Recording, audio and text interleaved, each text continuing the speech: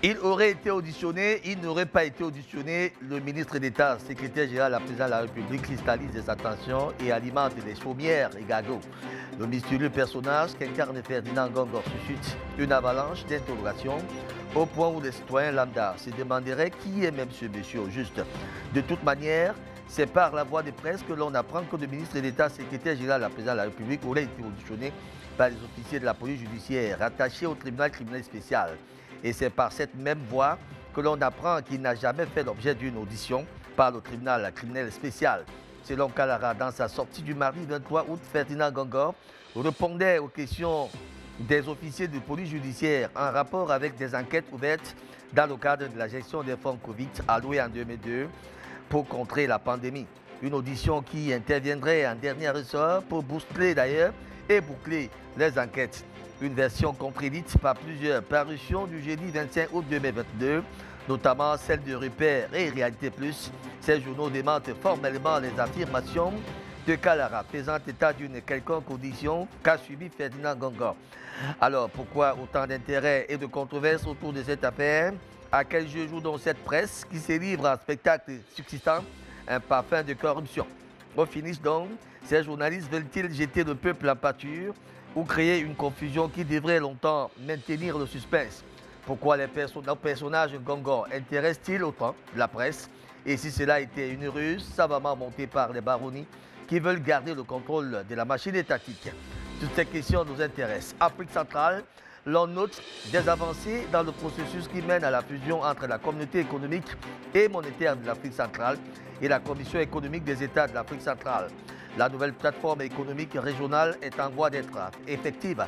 Ainsi, pour se réjouir du nouveau-né, les participants de la 5e réunion du Conseil des ministres du Comité de pilotage et de la rationalisation des communautés économiques régionales, présidée par le ministre camerounais de l'économie, Alamine Ousmane, ont donc adopté son test constitutif en lui donnant l'onction appropriée à Yaoundé. C'était il y a cela quelques jours. L'ossature de la future communauté régionale n'est donc plus un rêve, selon certains. Parmi les avancées attendues, la question de la monnaie retient notre attention. Quelle sera alors la monnaie commune adoptée par les États qui fusionnent? Le franc CFA va-t-il enfin connaître son sort d'ici peu de temps? Voilà donc le bouquet de ce vendredi 26 août 2022. Bienvenue à tous et à toutes. Bienvenue à la Palabre intellectuelle. Bienvenue au débat.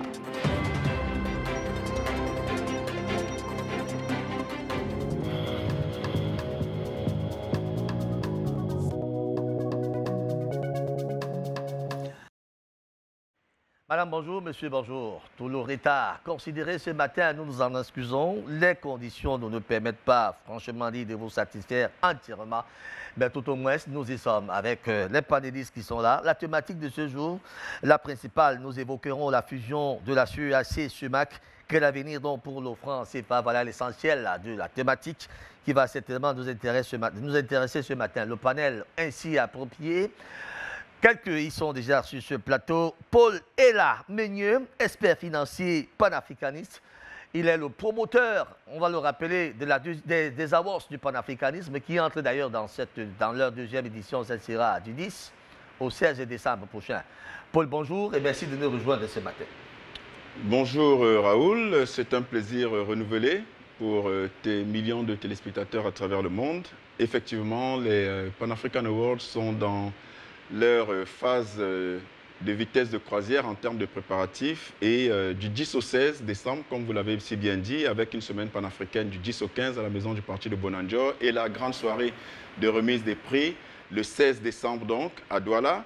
Tout le monde est attendu parce que c'est la célébration de l'Afrique et des dignes filles et fils du continent qui œuvrent sans relâche au quotidien pour le rayonnement de la terre-mère de nos ancêtres. On a quand même quelques teneurs de l'Afrique qui ont déjà marqué leur saut à cet événement qui va quand même connaître, il faut dire, un assaut particulier. Absolument. On avait déjà l'année dernière un peu plus de 1000 invités à la soirée de gala. On avait Kémy Seba, on avait Bandakani, qu'on connaît très bien, qui est un habitué de ces plateaux. On avait un certain nombre d'autres personnalités comme le professeur Jean-Emmanuel Pondji ou Charles Binambikoy, Juliette Esmeralda de Martinique, Kalalo Motunde. faut dire que l'essentiel de ces personnes seront à nouveau là cette année, mais avec un plus par rapport à celles qui n'étaient pas là, aux personnalités qui n'étaient pas là l'année dernière. Entre autres, comme vous pouvez avoir constaté, vous avez dû constater dans les communications, le basketteur de la NBA, Luc Mbamute, l'égyptologue René Louis Parfait-Etilé, on a Nathalie Yamb qui sera des nôtres, on a un certain nombre d'autres personnalités. Je crois qu'il y a des Antillais également qui doivent faire partie, notamment le promoteur du groupe Kassav. Exactement, le fondateur du groupe Kassav, Pierre-Édouard Decimus, qui sera là avec le mythique percussionniste international Bago Balthazar, qu'on ne présente plus, le rappeur Kotal également, qui va faire sa première présence, nous honorer par sa première présence à cette soirée, mais également au concert de la fin de la semaine panafricaine où il va intervenir avec le saxophoniste international Alain Oyono et le jazzman Djelouava. C'est une bonne brochette de personnalités, d'artistes, de sportifs, de personnes de tous les secteurs qui vont honorer de leur présence ce grand événement panafricain qui fait que le Cameroun, en réalité, devient la terre de prédilection du panafricanisme et sous les feux des projecteurs du monde. Très bien, ça sera donc du 10 au 16 décembre prochain. On vous donnera des informations au fil du temps.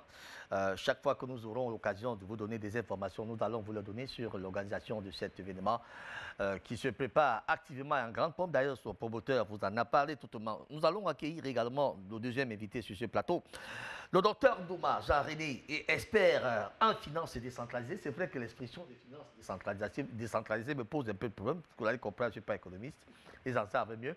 Bonjour docteur, et merci de nous rejoindre ce matin. Bonjour cher Raoul. Expliquez-nous un peu, la finance décentralisée, c'est quoi exactement? Tu permets quand même que je dise bonjour à mon cher frère Paulela et de le féliciter, l'encourager pour tout ce qu'il fait, hein, pour le continent en général. Bonjour à tous nos millions de téléspectateurs qui sont scotchés pour nous suivre ce matin. Et bonjour surtout à toi qui as voulu qu'on puisse partager ces quelques instants de chaleur, soit ce que vous appelez débat intellectuel. Tout à fait. Donc la finance décentralisée, c'est juste la traduction de Decentralized Finance, donc c'est un concept anglo-saxon, comme toujours. Donc on préfère dire finance décentralisée pour qu'on comprenne facilement. Décentralisée, pourquoi?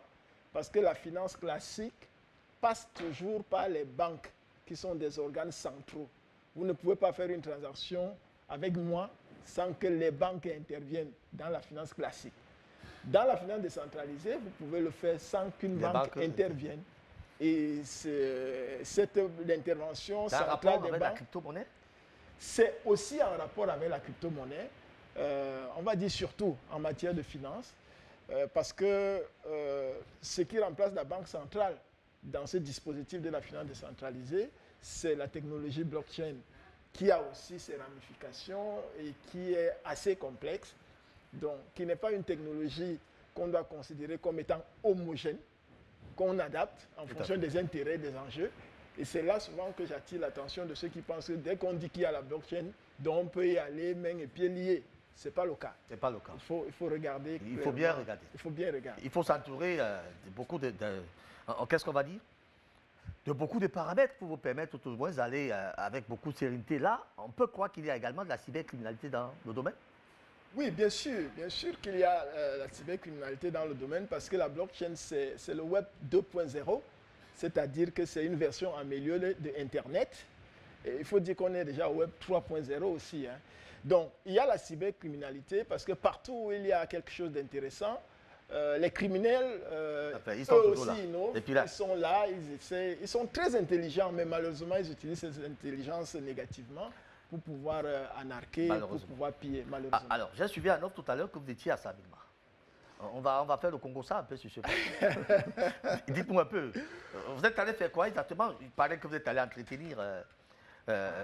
en fait, qu'est-ce que vous êtes allé faire? Si cela peut intéresser nos téléspectateurs, ça s'intéresse. Merci de me donner l'occasion de dire particulièrement bonjour au directeur général de la CNPS qui m'a fait l'honneur de m'inviter parmi ses experts pour intervenir. Je crois qu'il est de là. Il est déjà là. Il est plus précisément de Samedi. Moi, je pense que Paul est là, est mieux placé pour donner exactement.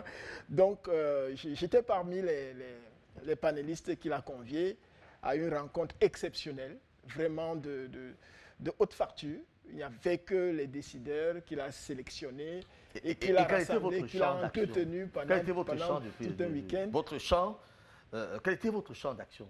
Alors, le thème pendant ces 2 jours, c'était les crypto-actifs. Parce que c'est un visionnaire, il anticipe sur ces questions-là.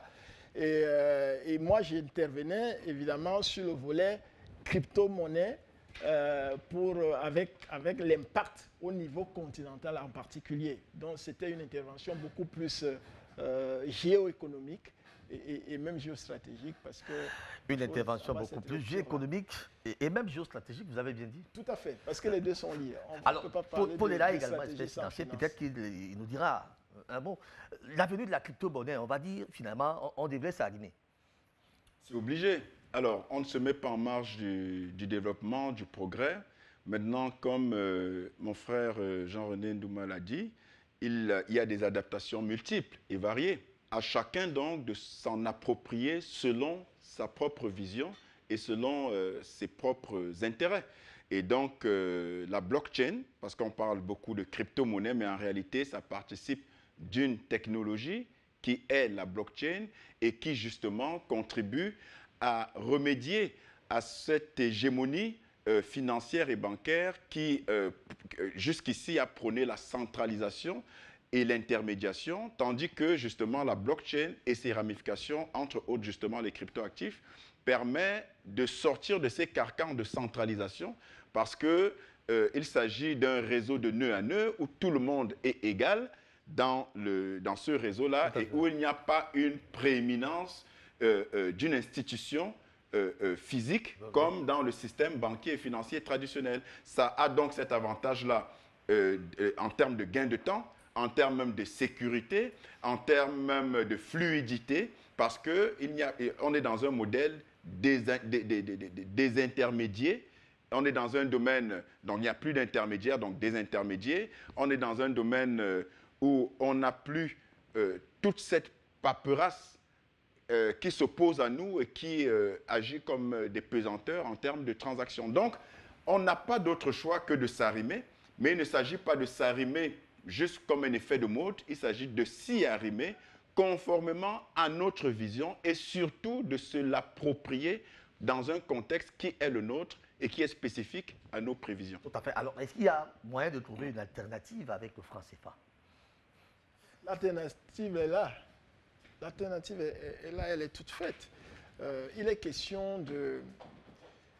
Parce que pour nous, le franc CFA ne vit plus. Vraiment, pour nous, les techniciens du domaine monétaire, le franc CFA ne vit plus parce que les accords sont caducs. Si les parties prenantes à ces accords il se poursuit tout calmement. Non, les gens qui nous donnent des leçons de droit, etc., de bonne gouvernance, de justice, ils doivent respecter les accords. Les accords sont caducs. Donc, si les accords sont caducs, le franc CFA n'existe plus légalement. Donc, il est question maintenant de le remplacer, d'accélérer sa disparition physique, ne serait-ce que physique d'abord, par l'adoption des monnaies digitales nationales africaines, avec des banques centrales digitales africaines souveraines. Et j'insiste sur souveraines, parce que nous n'avons pas de banque centrale, même pas autonome en Afrique, pour parler de souveraine. Vous voyez? Donc, le problème est plus grave que la question de franc CFA, simplement. Donc, l'alternative, c'est de rentrer dans cette dynamique d'un nouvel ordre mondial monétaire, d'accord? Et de pouvoir l'adapter à nos réalités. Paul l'a bien dit, il faut qu'on puisse adapter cette technologie-là, l'évolution, à nos réalités, à nos fondamentaux, à nos valeurs, à nos us et coutumes, à nos cultures. Et ça, c'est très important, parce qu'on ne peut pas vivre déconnecté du reste du monde. Du reste du monde. Nous allons donc accueillir le troisième invité sur ce plateau, le président Bandakani, homme politique, président du nouveau mouvement populaire panafricaniste dans l'âme. Président, merci d'avoir bravé aussi la pluie comme les autres pour nous rejoindre ce matin. Ce n'était pas très très facile, président. Mais qu'est-ce qu'on ne ferait pas pour votre télé? Ça a été très compliqué, très compliqué. Bon, l'essentiel, c'est d'être là.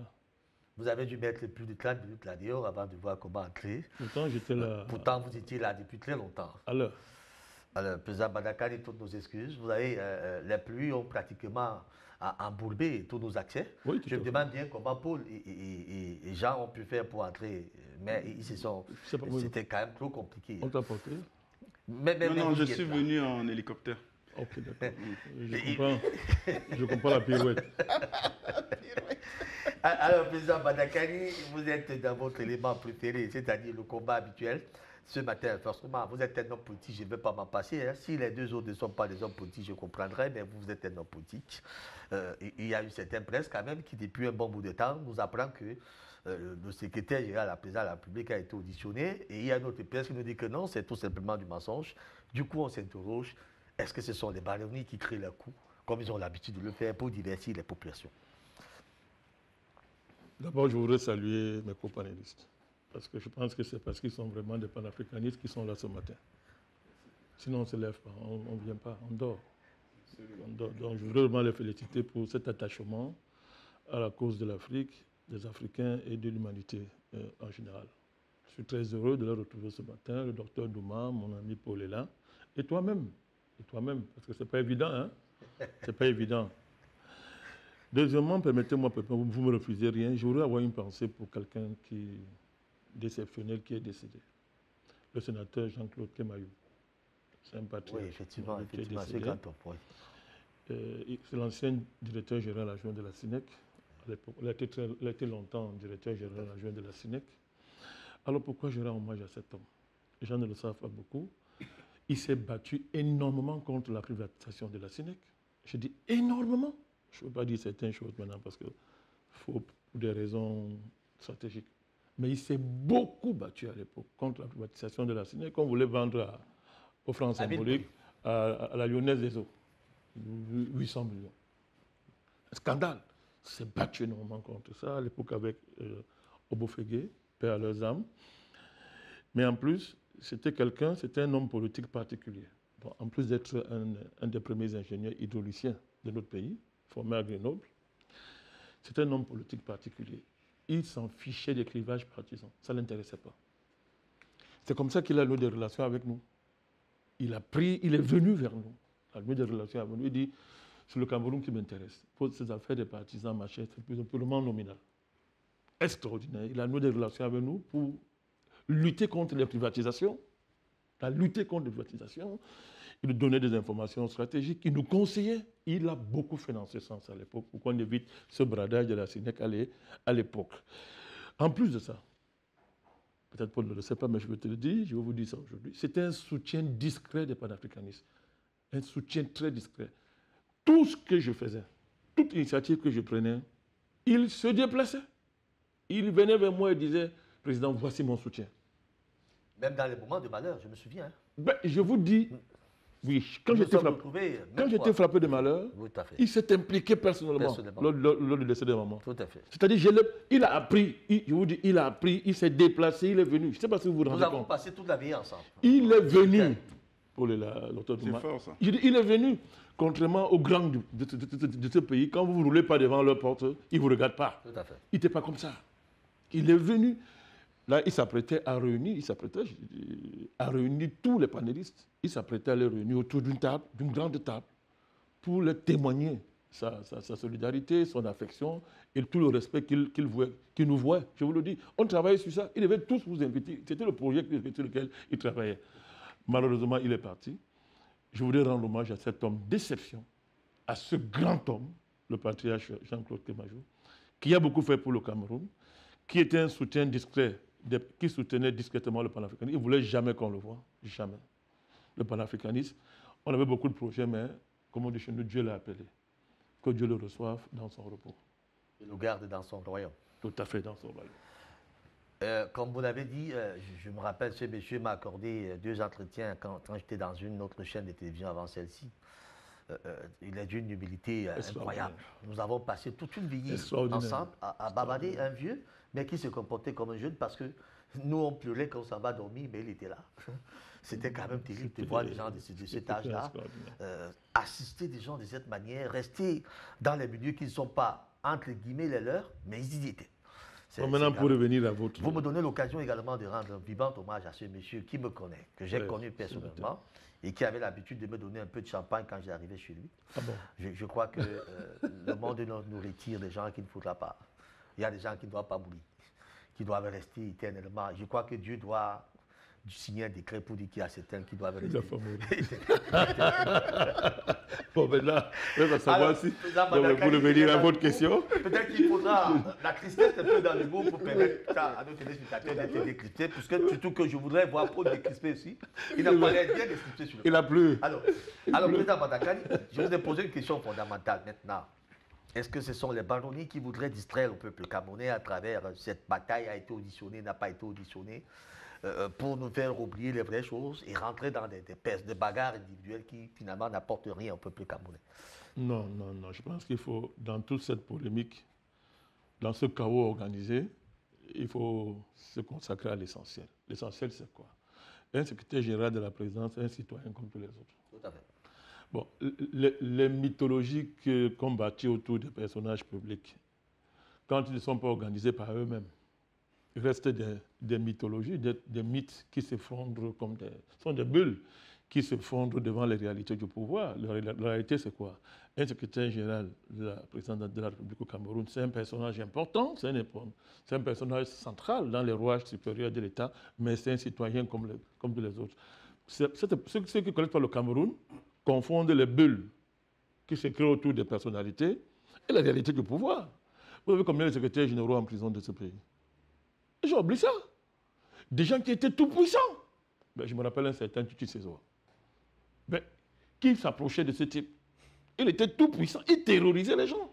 Mais vous avez vu sa détente aux affaires. Lorsque le vrai détenteur du pouvoir a estimé qu'il nuisait aux intérêts supérieurs de l'État, vous avez vu sa détente aux affaires.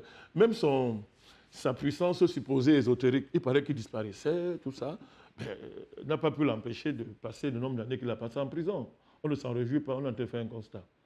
Donc, pour dire que l'essentiel, c'est d'abord ça, constater qu'au Cameroun, au regard du nombre de personnes ayant occupé de hautes fonctions de ces pays qui sont en prison, on devrait comprendre que l'audition d'un secrétaire général est dans la norme des choses dans notre pays. Je pense qu'il a été auditionné. Il a été auditionné. Mais la première, c'est que c'est le tout premier en fonction. On n'en avait jamais. Il a été auditionné avec les égards dus à son rang. Les gens sont allés dans son bureau, l'écouter, l'auditionner, l'entendre. Bon, mettez le nom que vous voulez. En quoi ça diffère de l'acte qui a été posé? Si effectivement c'est a eu lieu, ça veut dire qu'il est. Oui, mais c'est là qu'il s'agit. Parce que le chef d'État a donné qu'un secrétaire général soit auditionné.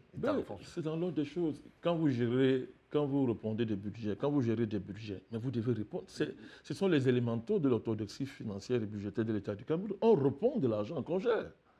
On répond de ça. Ce sont les deniers publics.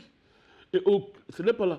Quelle que soit l'élévation de votre fonction, vous n'êtes pas à l'abri, vous n'êtes pas, vous n'êtes pas immunisé contre l'exigence de transparence dans la gestion des fonds publics, l'exigence qu'on appelle la redevabilité. Vous avez géré des budgets en milliards, vous répondez. Il a géré la task force liée au Covid. Il était au cœur de l'ordonnancement des fonds liés à ce fonds spécial Covid. Or, nous connaissons que les fonds là ont pris des chemins qui n'avaient rien à voir avec le Covid. À ce niveau, c'est ce qu'on sait. On laisse les enquêtes aller au bout, mais nous savons à ce niveau, c'est le niveau d'information que nous avons, sous réserve du respect que nous avons à l'égard des procédures judiciaires, c'est que l'argent a pris d'autres chemins. Et le président de la République, qui est garant des intérêts du peuple camerounais, qui est garant du respect de l'orthodoxie financière, qui est garant du respect des règles qui président à la gestion de l'argent public, a l'obligation de nous rendre des comptes à travers, n'est-ce pas, la mise en branle des moyens techniques que l'État s'est donné, des mécanismes que l'État s'est donné pour veiller, n'est-ce pas, sur la bonne santé de nos finances. Mais c'est de cela qu'il s'agit simplement. C'est de cela qu'il s'agit. Vous avez beau être secrétaire général de la République, vous n'échappez pas à ça. À tout cela. C'est de cela qu'il s'agit. Bon, maintenant, est-ce qu'on demande ce qui n'existe pas? On ne demande pas ce qui n'existe pas. C'est-à-dire que même les démentis prouvent que... Il y a quelque chose qui existe quelque part. Ça prouve ça. C'est-à-dire, prouve qu'il a été auditionné. Parce que si tu demandes que je n'ai pas été auditionné, ça veut dire que tu as été auditionné. On ne demande pas ce qui n'existe pas. On ne demande pas un phénomène qui n'existe pas.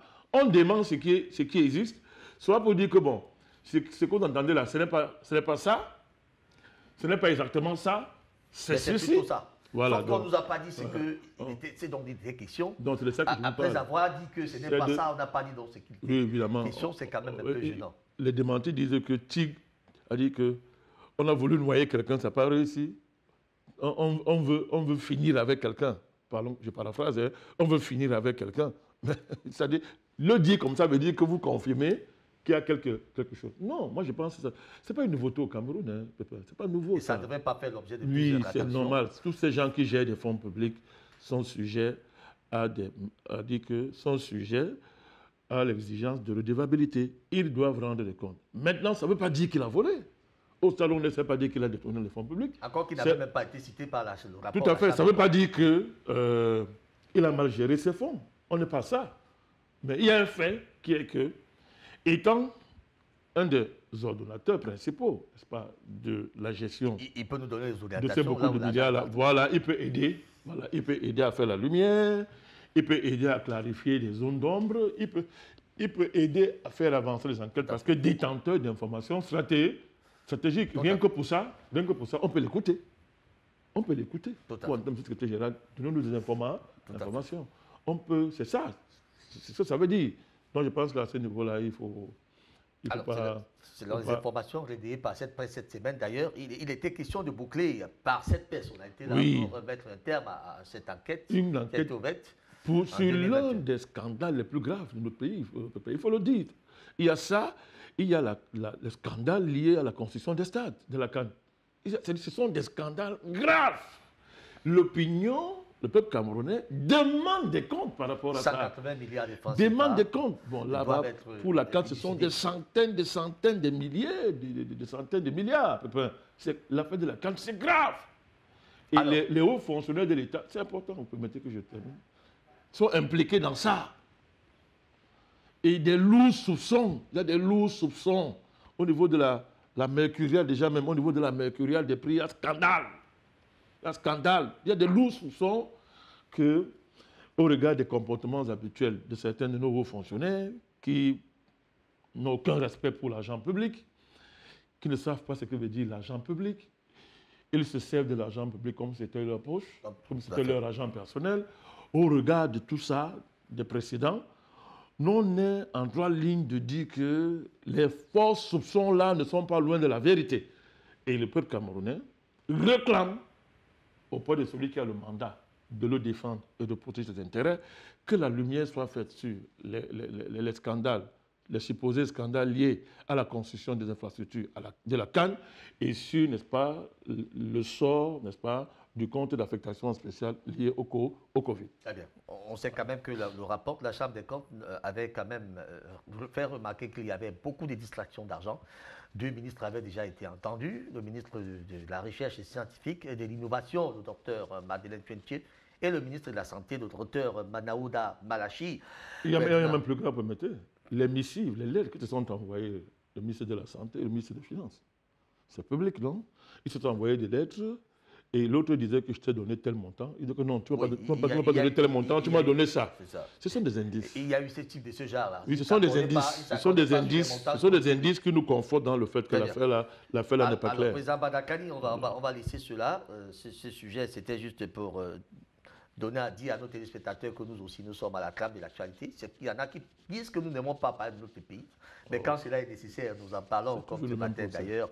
Est-ce que Paul veut dire un mot dessus ou bien Jean-René, parce que je vous vois là, c'est peut-être que vous m'avez dit à non, de tels sujets vous n'aimez pas bien.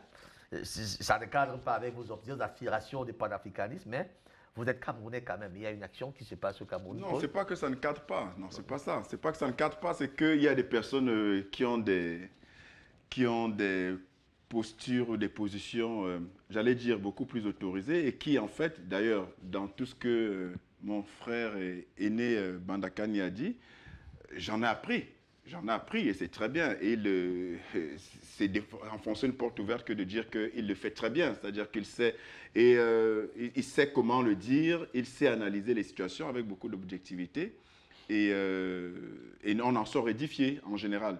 Donc, mais tout simplement, ce que je retiens, c'est que il y a des gens qui font feu de tout bois, tout simplement. et qu'il s'agit de batailles entre des éléphants qui ont des intérêts souvent divergents et que chacun essaye de tirer la couverture de son côté. En réalité, ce qui est important, c'est de mettre en évidence, comme l'a fait le président Bandakani, ce qui intéresse le pays et le peuple. Il a très bien fait. Non pas que ce ne soit pas important, mais c'est qu'il y a deux pans. Il y a le pan de ce qui intéresse effectivement les Camerounais d'un point de vue objectif, dans la dynamique de la préservation de leur bien-être. Et il y a un autre côté qui est juste un côté de diversion et de distraction. C'est ce côté-là qui ne nous intéresse pas, mais évidemment, le président Bandakani a très bien parlé de ce qui a une portée dans le sens des intérêts de la nation. Alors, René, vous avez aussi un mot à dire, docteur Ndouma? Oui, bien sûr, j'ai un mot à dire après que les voix les mieux autorisées, après que le président Bandakani, qui est un grand homme politique, ait donné des avis crédibles. Alors moi, je rappelle simplement que le chef de l'État a le pouvoir discrétionnaire de nommer ses collaborateurs. Et s'il estime à un moment donné qu'il y a des actes qui sont posés qui ne sont pas en accord avec sa vision politique, il a également ce pouvoir discrétionnaire de faire en sorte que la justice puisse faire son travail. Parce que nous ne sommes pas dans un pays où le pouvoir judiciaire peut initier facilement certains dossiers sans que l'exécutif ait un avis à donner, qui est parfois un avis décisionnel. Mais je voudrais m'interroger parce que nous savons qu'il y a plusieurs secrétaires généraux, plusieurs ministres secrétaires généraux, plusieurs premiers ministres, anciens premiers ministres qui sont en prison aujourd'hui. On te tue en plus de celui des prisons. Je voudrais m'interroger sur la valeur ajoutée que tout ça apporte au peuple camerounais. Même après qu'il soit arrêté. Même après qu'il soit arrêté. Qu'il soit auditionné, arrêté, emprisonné, et après les dossiers sont clos, d'autres sont pratiquement oubliés, entre guillemets. Qu'est-ce que ça apporte aux Camerounais lambda tous les jours? Ça, c'est une question fondamentale que je me pose, pour laquelle je n'ai pas de réponse. Mais en tant que Camerounais lambda, je pense que ça n'apporte que la distraction. Ça apporte une dimension qu'on peut caractériser même de faits divers. Parce que quelqu'un qui doit réfléchir tous les jours comment faire pour s'alimenter, pour se soigner, pour envoyer ses enfants à l'école, pour pouvoir joindre les deux bouts, parce que les salaires ne sont pas toujours ceux que les populations attendent. Quand on est préoccupé par tout ça, qu'est-ce qu'un dossier comme celui-ci peut apporter? Qu'on dise qu'on auditionne un haut commis de l'État sur des dizaines de milliards, pour ne pas dire centaines de milliards, parce que les uns parlent de 180 milliards, d'autres parlent de Covid, les uns parlent même du stade encore, de Japoma, etc. Donc vraiment, l'interrogation c'est, lorsqu'on initie des actions comme celle-là, il est bon de tout faire pour qu'il y ait une incidence positive sur le quotidien des populations. En tout cas, on sait que le tsunami prédit par le directeur du cabinet civil peut-être est en train de se mettre en branle. On se souvient, la presse nous avait également fait remarquer qu'il avait prédit un tsunami en disant d'ailleurs, écoutez, je ne touche pas ces 13 milliards de francs CFA qui ont été décaissés pour organiser la finale de la Coupe d'Afrique des Nations. Je ne voudrais pas toucher ces agents parce que les têtes peuvent être coupées. Alors, on est sorti de cette thématique, on était juste encore en train d'implanter le décor. La thématique centrale, je vous l'ai dit tout à l'heure, nous parlerons de la fusion CEAC-CEMAC. Quel avenir donc pour le franc CFA? Et vous allez donc réagir sur ce plateau, ça sera pratiquement aux environs de 11h15 pour ceux qui sont au Cameroun et en Afrique centrale. Ça sera au 657 44 91 57. Le numéro sera affiché sur le petit écran le moment venu. Paul est là, je n'ouvre pas vous. Sur cette question alors on a appris avec beaucoup de joie pour certains qu'il pourrait y avoir cette fusion dès 2023 et que les commissions ont déjà donné cette option. Mais sauf que la question de la monnaie reste encore problématique. On s'interroge cette fois-ci, comment est-ce qu'on va faire dans une situation pareille? Paul, vous qui êtes un expert financier. Dans une situation pareille, qu'est-ce qu'on préconise?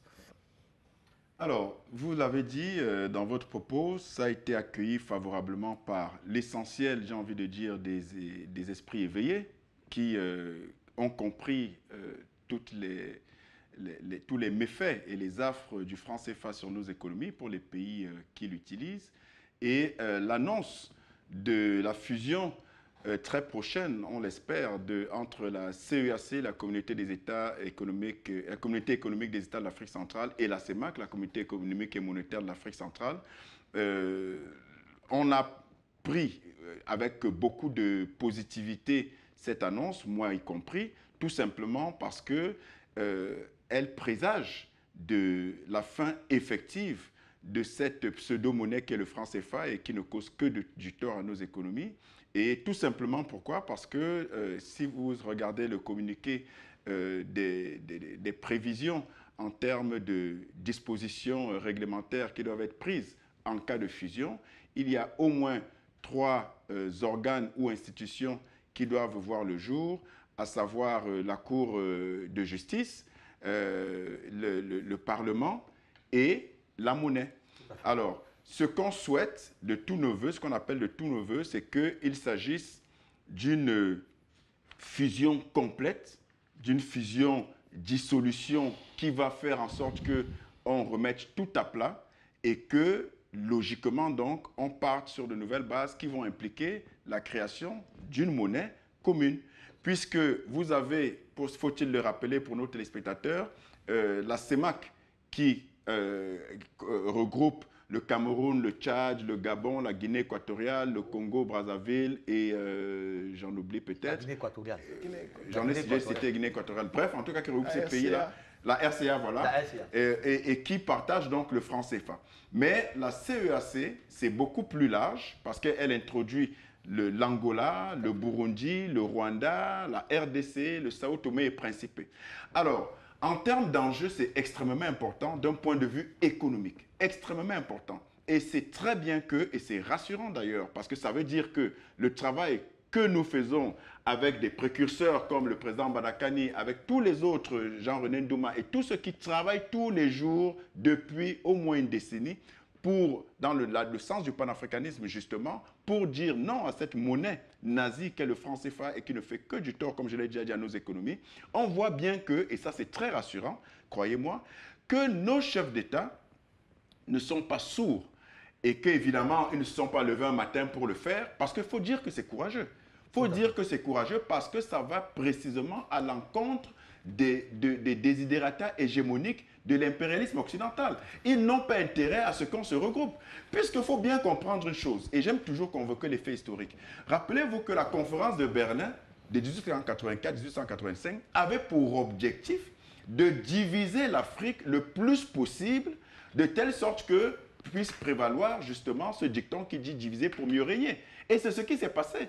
Vous avez des conséquences désastreuses de ces subdivisions-là. Donc vous avez des micro-États qui ne valent pas grand-chose et qui justement se prévalent par un égoïsme mal placé de leur autonomie soi-disant, en tout cas de leur espace qui serait le leur, mais qui en réalité n'ont aucun pouvoir, aucune puissance réelle d'un point de vue au moins économique et mieux encore politique. Et donc, le fait de se remettre ensemble, de créer des communautés économiques régionales qui vont permettre d'être beaucoup plus fortes, parce qu'il faut quand même rappeler, et forcément sanitaire, parce qu'il faut quand même rappeler que la CEMAC, c'est environ 60 millions en termes de personnes, de population, pour une superficie d'environ 3 millions de kilomètres carrés.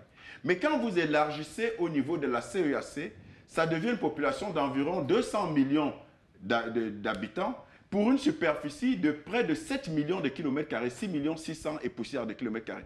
En clair, pour toute personne qui a des basiques, des fondamentaux en économie, mais ça élargit, ça correspond à un marché beaucoup plus conséquent, beaucoup plus large en termes d'échanges internes, ce qui donne justement un poids supplémentaire à tout ce qu'on peut considérer comme politique économique intérieure à une communauté économique régionale. Et ce qui, justement, va diminuer la dépendance et les chocs extérieurs, l'impact des chocs extérieurs, tels qu'on a eu avec le Covid, tels qu'on a eu avec la crise ukrainienne, tout simplement parce que plus on est ensemble, plus on est fort.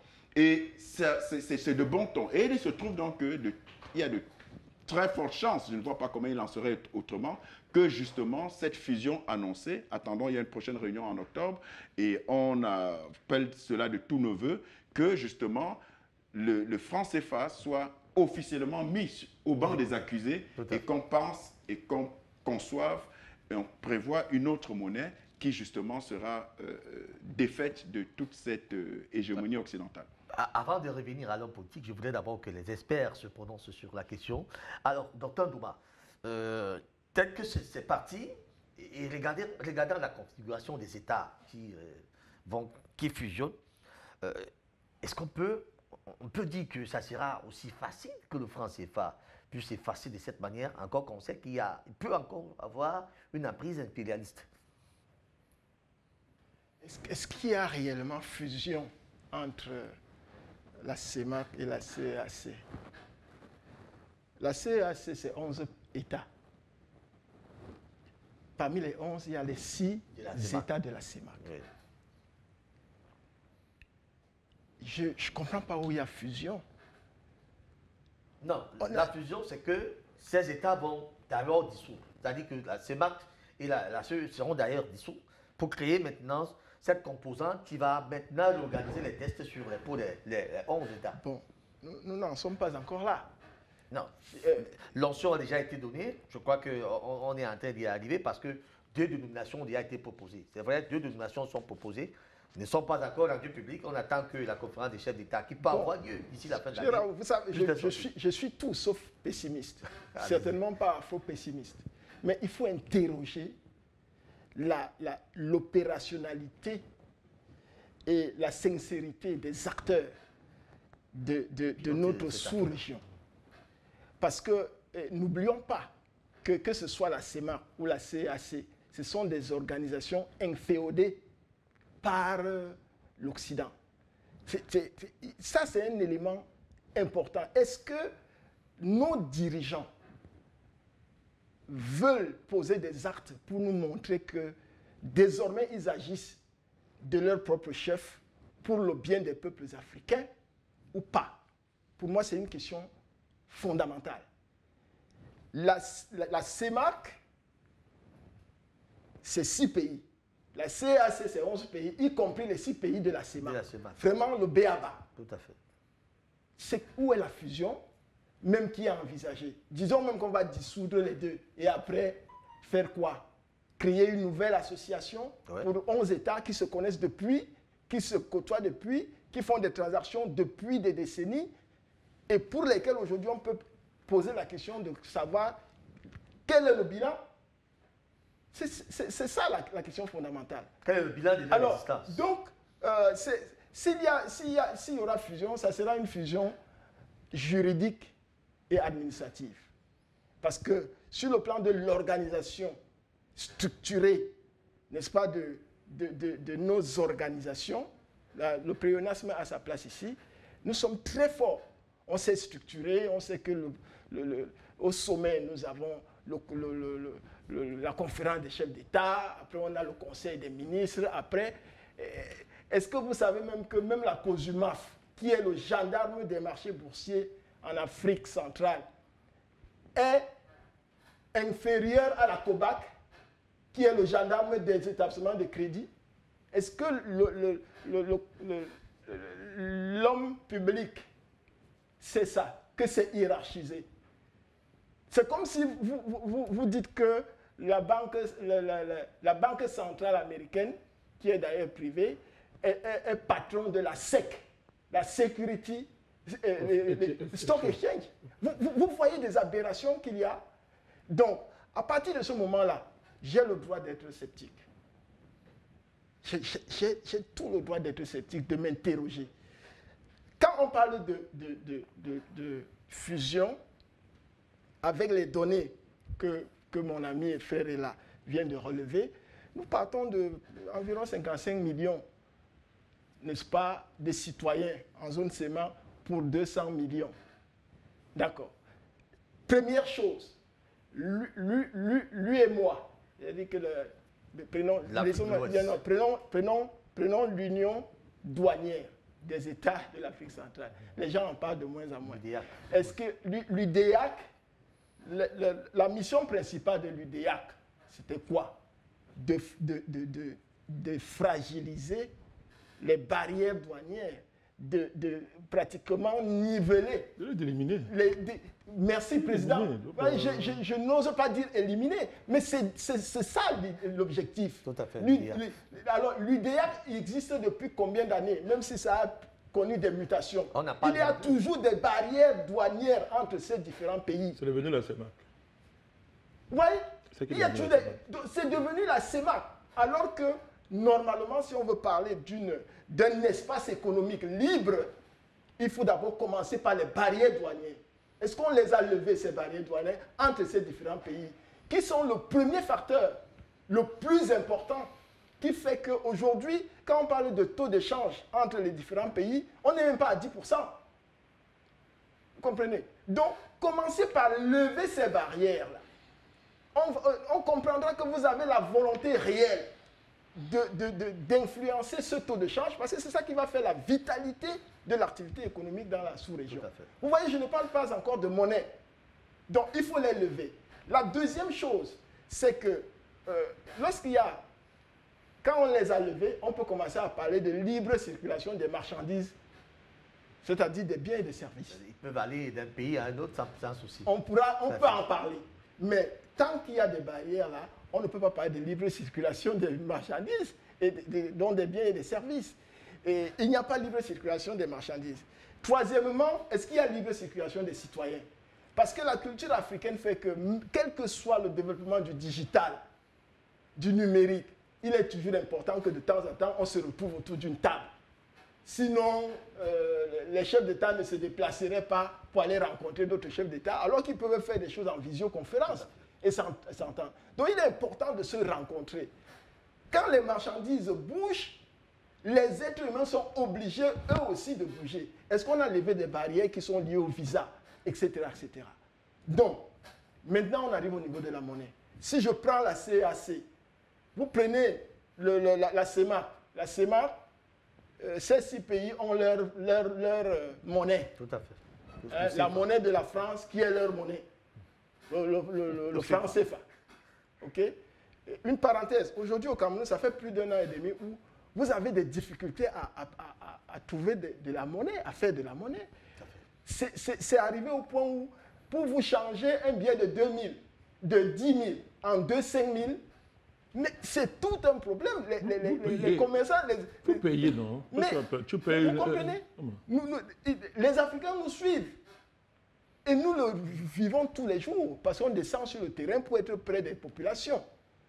Donc, malgré tout ça, une économie qui est basée surtout sur les micro-paiements, parce que vous avez des économies où 98% c'est des très petites entreprises.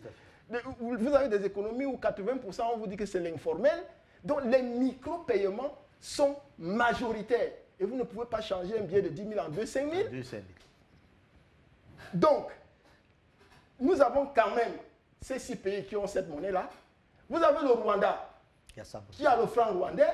Vous avez le Burundi qui a le franc burundais. Vous avez l'Angola qui a le Kwanza. La RDC. Vous avez la RDC qui a sa monnaie. Et on nous parle de fusion, Raoul. Et moi, je dois me réjouir qu'il y a fusion.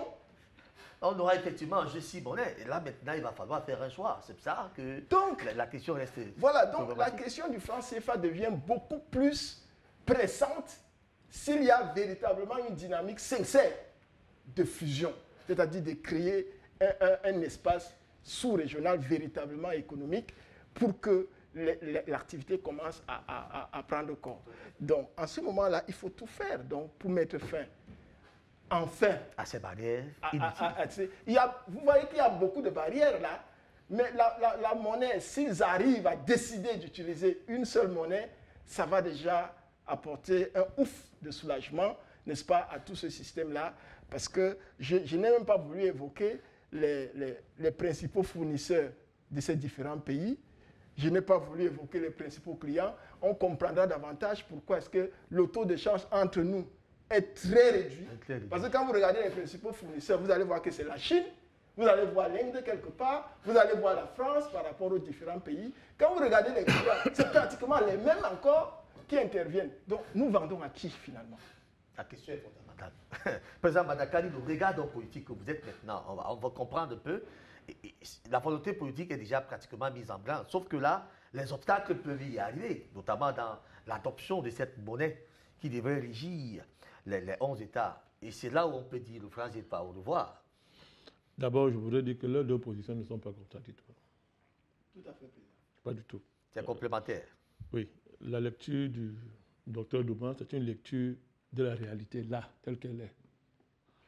On dirait, si je veux utiliser un certain jargon, le caractère concret de la réalité concrète. C'est de ça qu'il a parlé.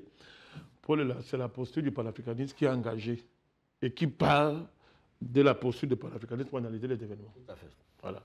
Donc, je vais essayer de prendre en charge les deux positions et les prolonger. Les panafricanistes, les vrais, n'attendent rien des chefs d'État. Ça part. Nous commençons d'abord de ça. N'attendons pas des chefs d'État. Nous faisons l'histoire. Les panafricanistes prennent le devant de l'histoire pour provoquer l'histoire et créer des situations où les gens sont obligés de se mettre en mouvement. C'est ce qu'on a fait depuis 10 ans. Ça veut dire quoi? Même si c'est contre leur volonté. Bien sûr. Ça veut dire quoi?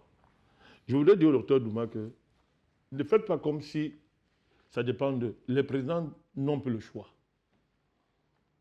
Ils n'ont plus le choix. Ce n'est pas des gaietés de cœur qui vont bouger là. Ils n'ont pas le choix. Ils ne bougent pas, ils vont tous disparaître. Ils vont tous disparaître. D'abord, ils n'arrivent plus à satisfaire les besoins basiques de leur population. Quand vous ne le faites pas, on vous renverse à tout moment. Les coups d'État qu'il y a eu en Afrique de l'Ouest, c'est l'expression de quoi? C'est l'expression du blocage.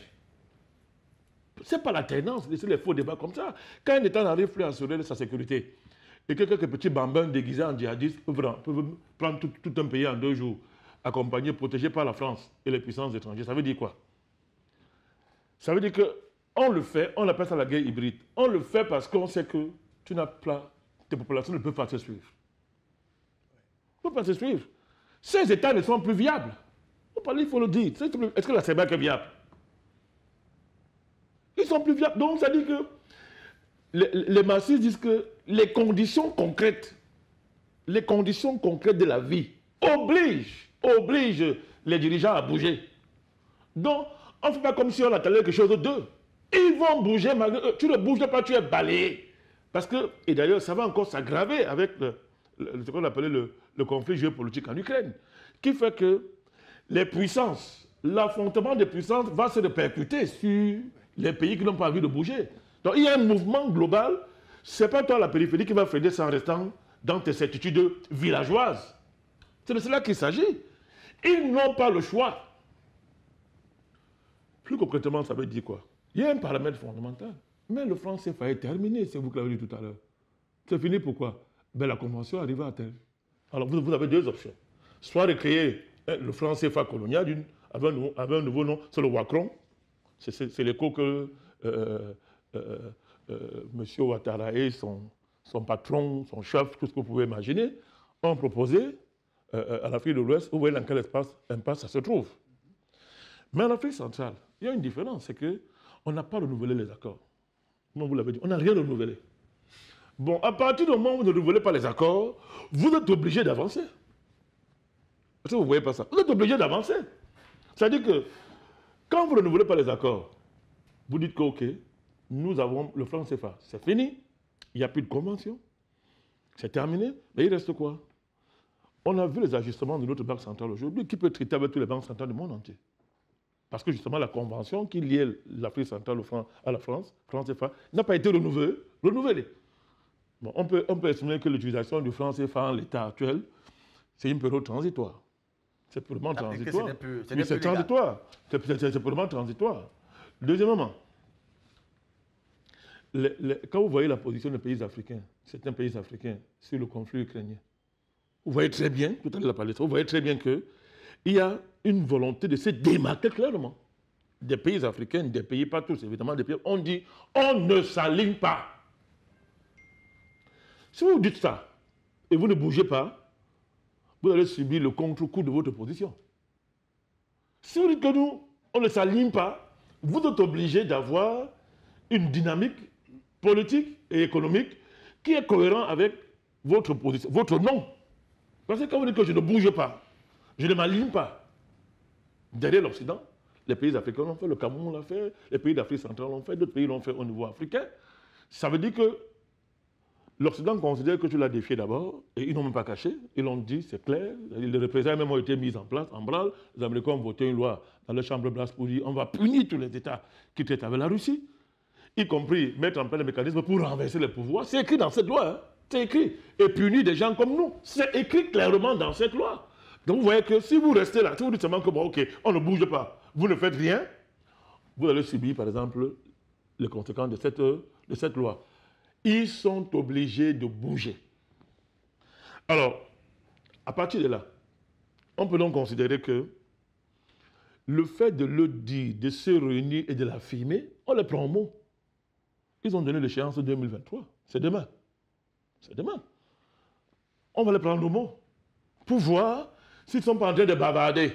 Et à ce moment-là, ils vont subir les conséquences dans tous ces pays-là. Vous prenez le Tchad. Vous voyez très bien que le Tchad est une situation de transition. C'est un fait. Vous prenez le cas du Cameroun, tout le monde est tourné vers désormais regarder la succession du chef. Tout le monde regarde la succession du chef. Tout à l'heure, on parlait d'un sujet. Ce qu'il y a derrière, c'est quoi? C'est la bagarre pour la succession.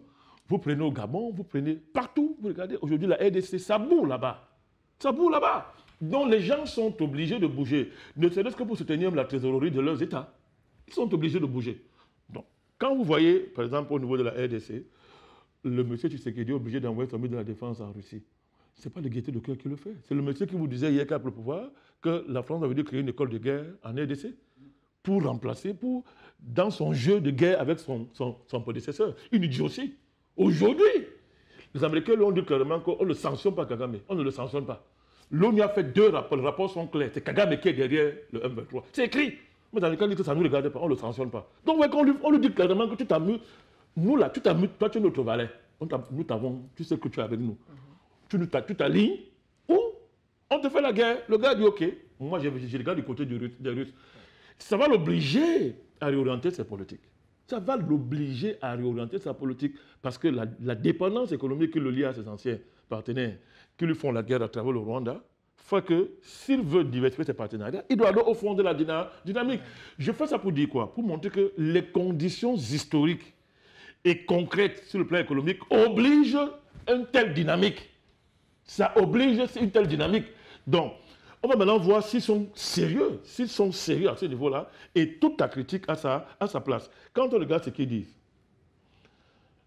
le but est de créer une communauté nouvelle. Ils l'ont dit.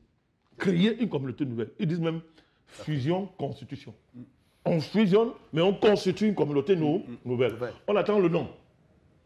Et quand tu vois ce qu'ils disent, non, c'est vrai, ils vont harmoniser les 2 commissions, parce que les commissions là, c'est ma commission, ils vont les harmoniser, mais regardez ce qu'ils projettent. L'unification des zones de libre-échange, de la CAC et de la CEMAC. Ils vont unifier.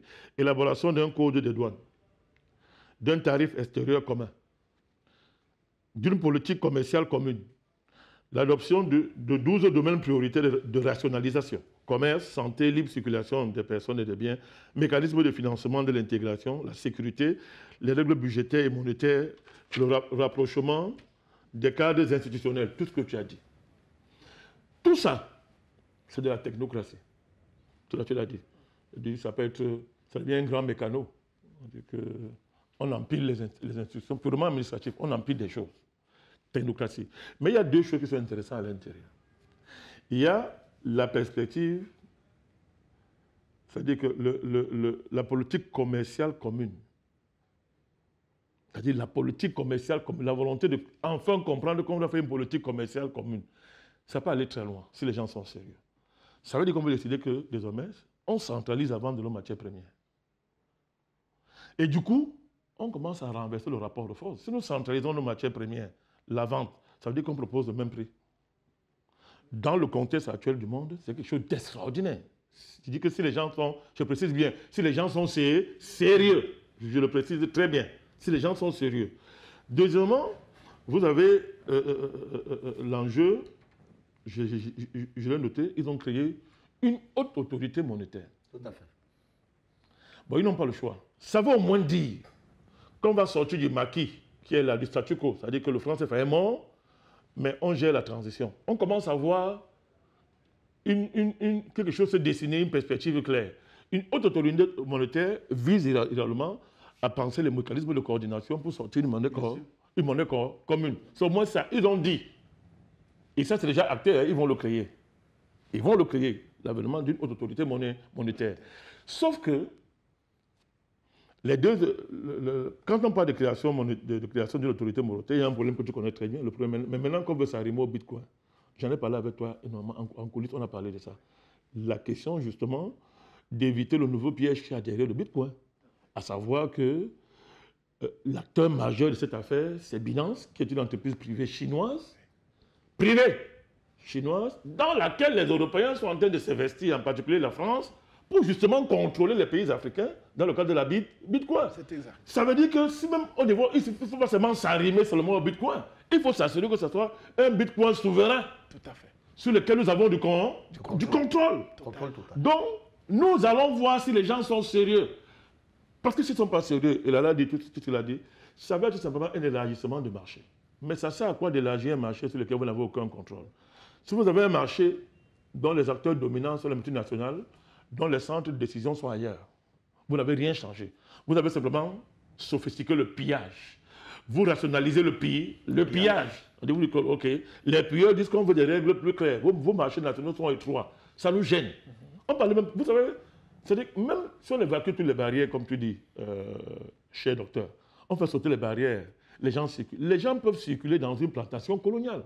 C'est-à-dire que vous circulez dans une grande plantation coloniale, mais vous circulez. C'est-à-dire que le niveau de dynamisme économique est très élevé, mais vous êtes des esclaves. Oui. C'est une plantation coloniale. Parce qu'on peut enlever, on peut ôter. C'est pour ça que dans l'habitude, avant je le disais sur le plateau, j'étais un peu seul, maintenant les gens ont compris.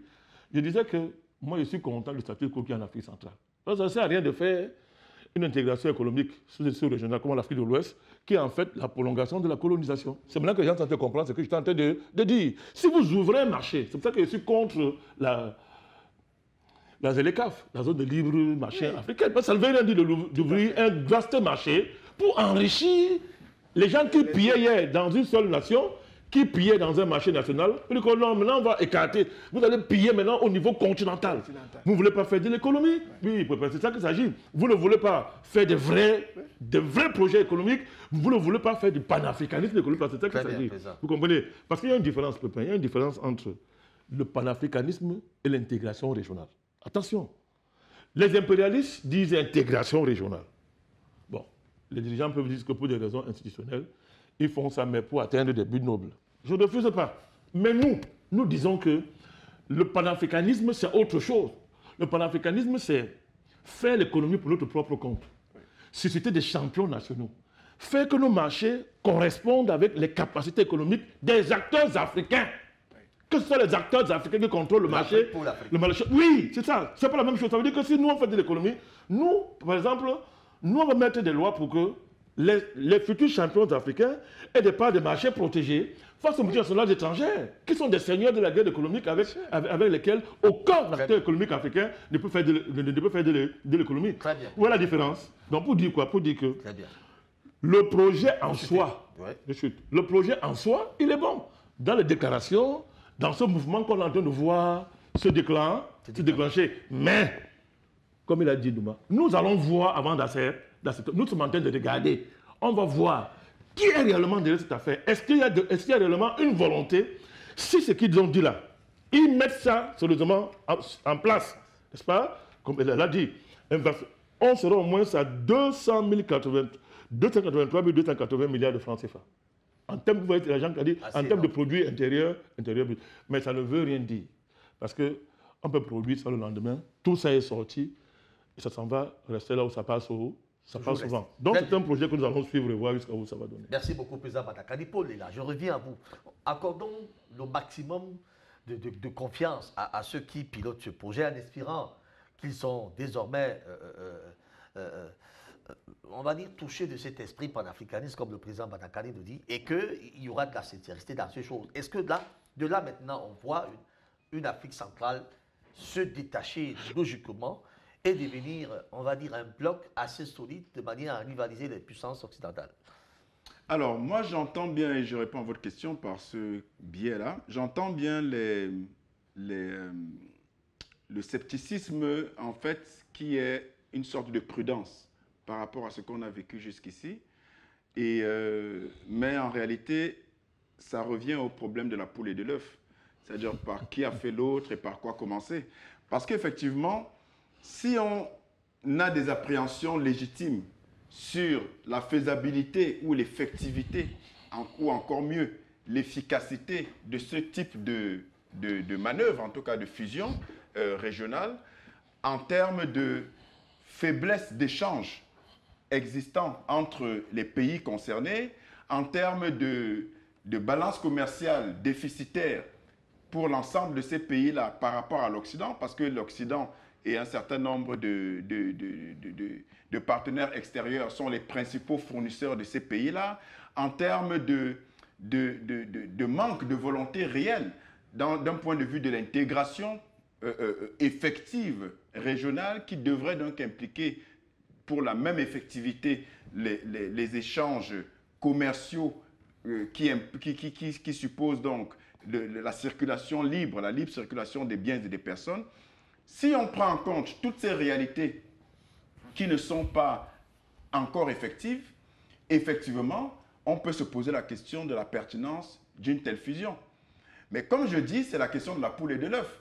Est-ce qu'il faut déjà prendre toutes ces dispositions en étant divisées, ou alors il faut d'abord se mettre ensemble et prendre des dispositions qui seront des résolutions communes? Je pense que la deuxième option est la plus indiquée pour la simple et bonne raison que nos chefs d'État, de façon évidente, sont de plus en plus conscients, pas parce qu'ils ont été illuminés un soir, non, mais parce que la réalité géostratégique et géopolitique du monde les y oblige, c'est-à-dire à se rendre à l'évidence selon laquelle il est temps, il est impératif qu'ils prennent fait et cause pour leur peuple. Parce qu'en réalité, quand vous avez pris les postures, comme l'a dit le président Banakani, telles que le vote de mai dernier contre la résolution de l'ONU pour qualifier et sanctionner la Russie, on se rend compte que ces pays africains ont pris un risque. Le risque est tellement affirmé que derrière, on a les autorités américaines qui ont fait des menaces, pas seulement les autorités américaines, même la présidente de la Commission européenne, Ursula von der Leyen, qui a dit qu'elle allait punir les pays africains pour leur audace d'avoir résisté à leurs injonctions impérialistes. Et on a les États-Unis qui sont allés plus loin, qui ont carrément voté une loi, la loi 73-11, je pense, qui justement vise à punir les pays africains. Donc ça veut dire qu'on a réellement posé un acte de souveraineté qui a choqué l'impérialisme occidental. Ça veut dire qu'à un certain moment, ils ont la contrainte d'assumer leur position. Ça veut dire quoi? Mais ce n'est pas un hasard de calendrier que ces prévisions, ces projections de fusion arrivent après tous ces événements dont je parle. Ce n'est pas un hasard de calendrier. C'est que les gars, nos chefs d'État, arrivent à un stade où ils se disent, mais tel qu'on a pris des options là, il faut rapidement qu'on les assume et qu'on prenne les dispositions pour l'avenir. Mais regardez sur le plan militaire. Quand, en pleine crise ukrainienne, un pays comme le Cameroun, c'est le seul à l'avoir fait.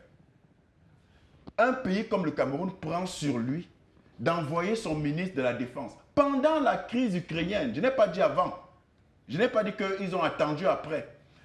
Pendant la crise ukrainienne, sous les menaces de ces Occidentaux impérialistes, on envoie notre ministre de la Défense signer, renouveler un accord en Russie.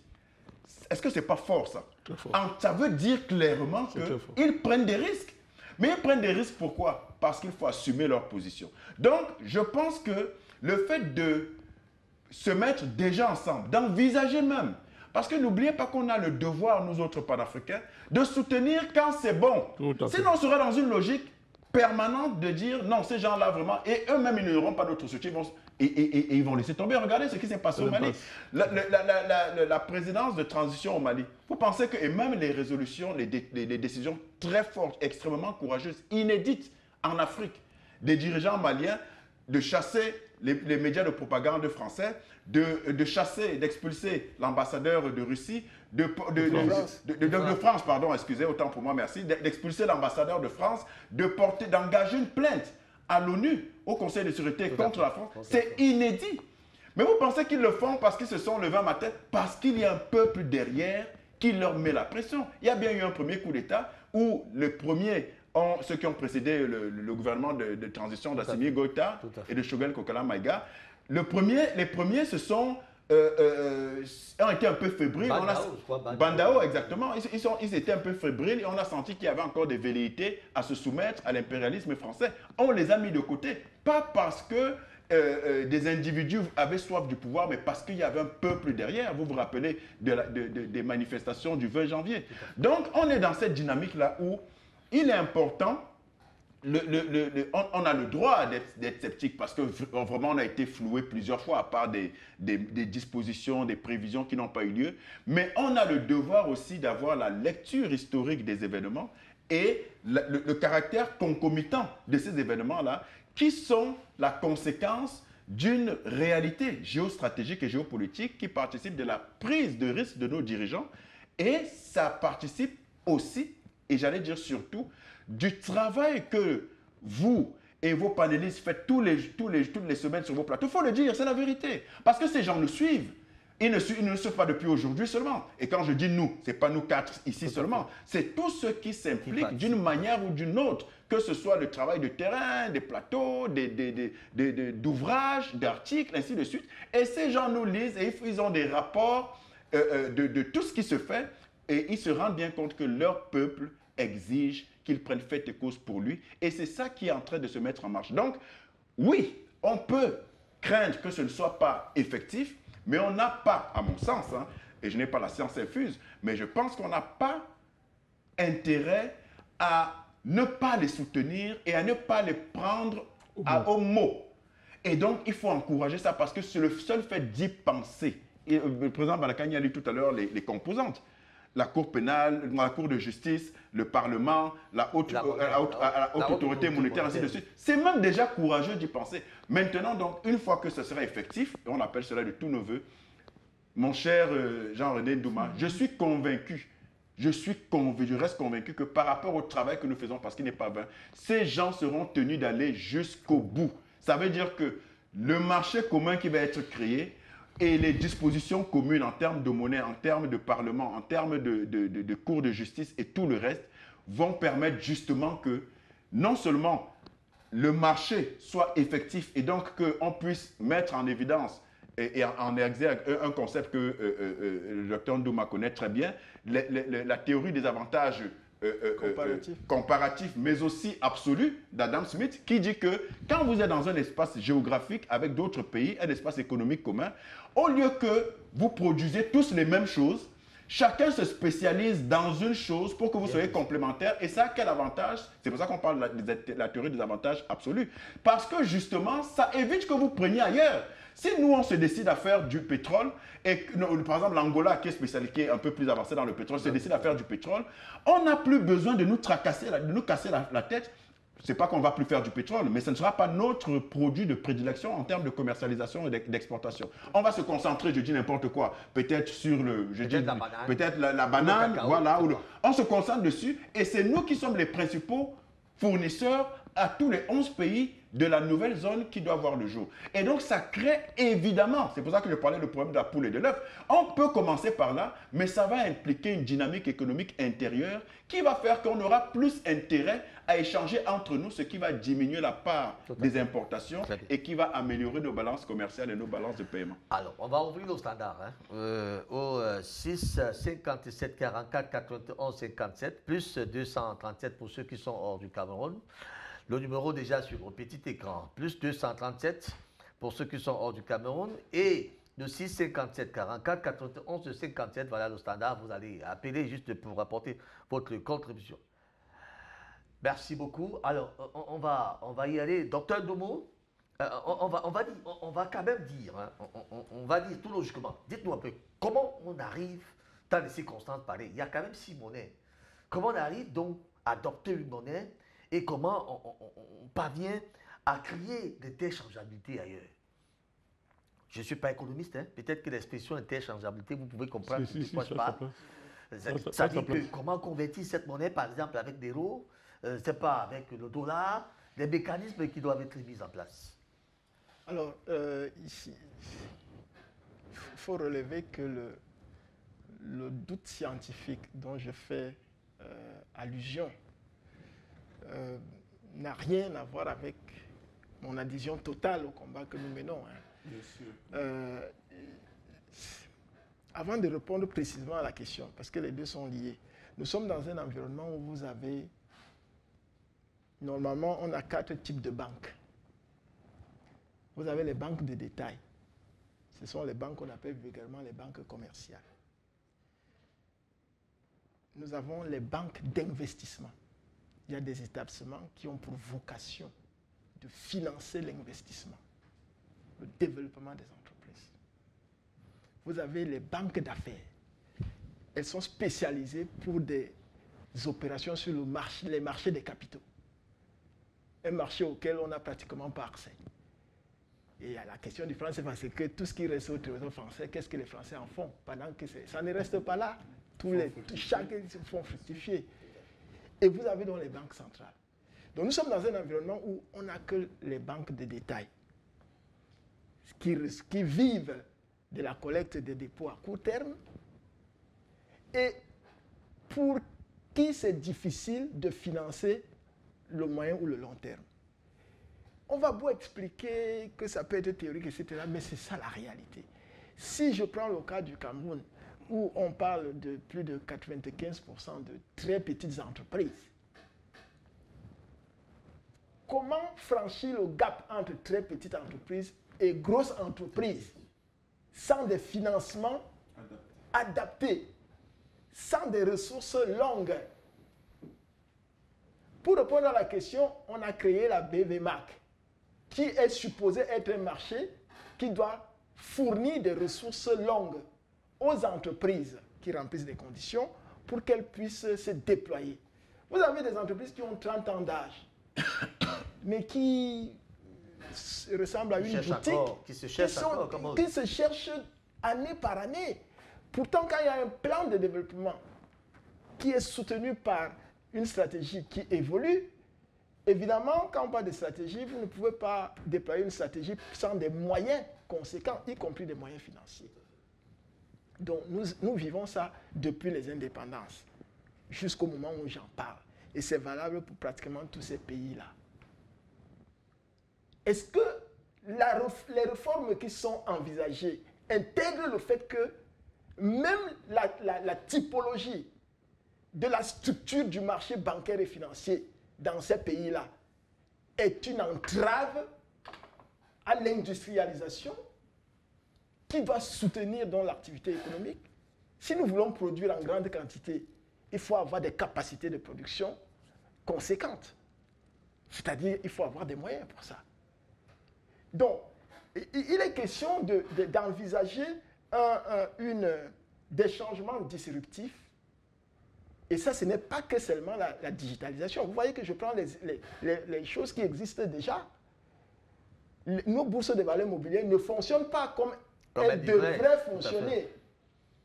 Elles ne fonctionnent pas comme elles devraient fonctionner. Ça fait par exemple plus de 10 ans que la BMA existe. Il y a combien d'entreprises cotées? Son acteur concret est difficilement lisible. Donc, on ne voit pas exactement ce qu'elle a trouvé. Voilà. Mais pourquoi, Raoul? Parce que les marchés financiers, la finance c'est un métier, et Paul ne va pas me démentir ça, c'est un métier, la banque c'en est un autre. Bien sûr.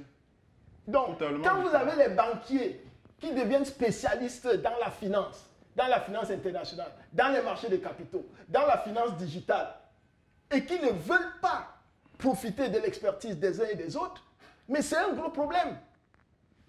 C'est un gros problème et ça n'a rien à voir avec les politiques. La concentration. Donc, les politiques doivent le savoir et ne pas penser qu'on est l'alpha et l'oméga parce qu'on est un banquier qui travaille depuis 20 ans ou 30 ans, qui a été directeur de la Banque centrale de ci ou ça.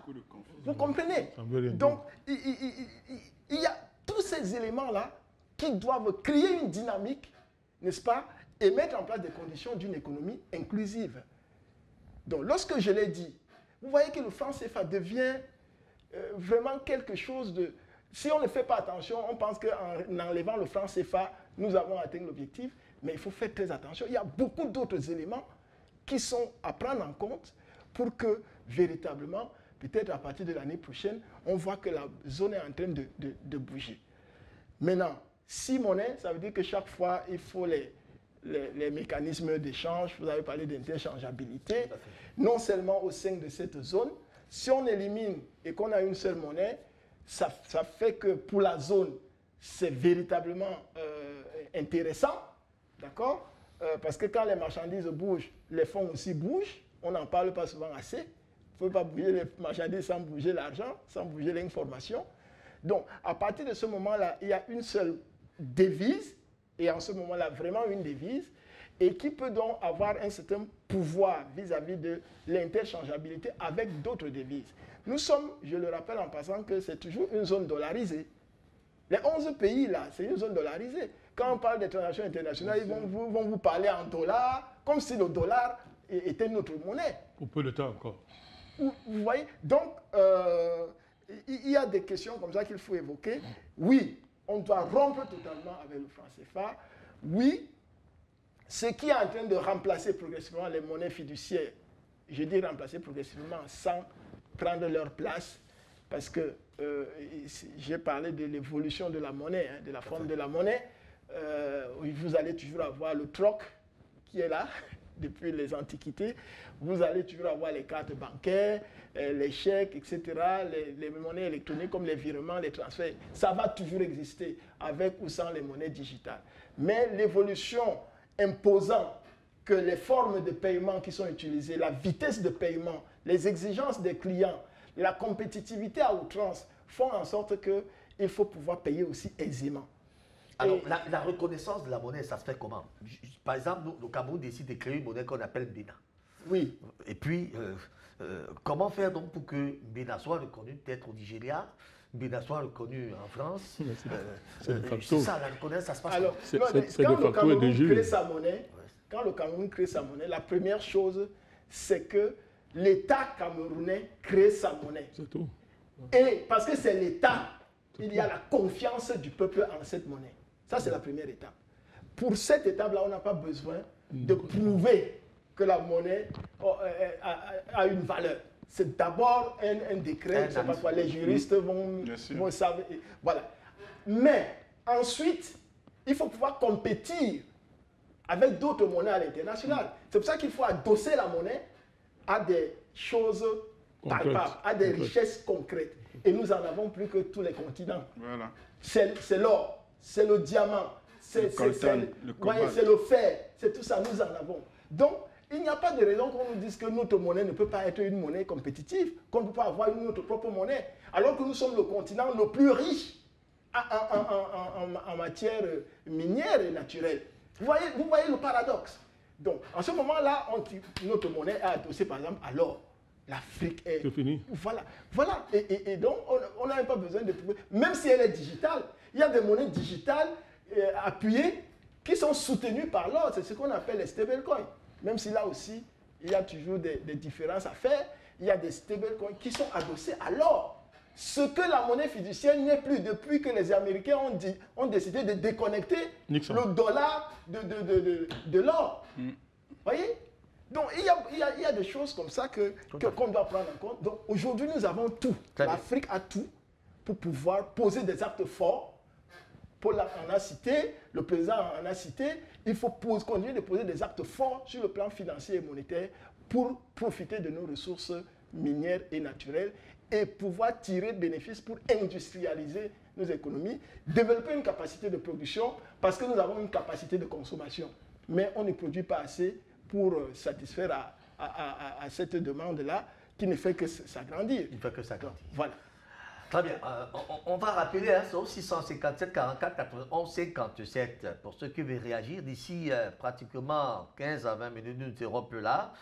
Nous avons effectivement pris l'antenne très très tard. Nous serons donc plus là d'ici 15 à 20 minutes, mais on peut permettre à une ou deux personnes de réagir. Président Vandakani, vous êtes homme politique. On veut comprendre un peu maintenant l'acte politique qui est posé par nos chefs d'État en allant, en fait, l'acte politique est posé, même si vous estimez que cela vient des pressions des populations qui en fait, obligent maintenant ces chefs d'État d'avoir, je voudrais dire, d'être dans le mouvement d'ensemble.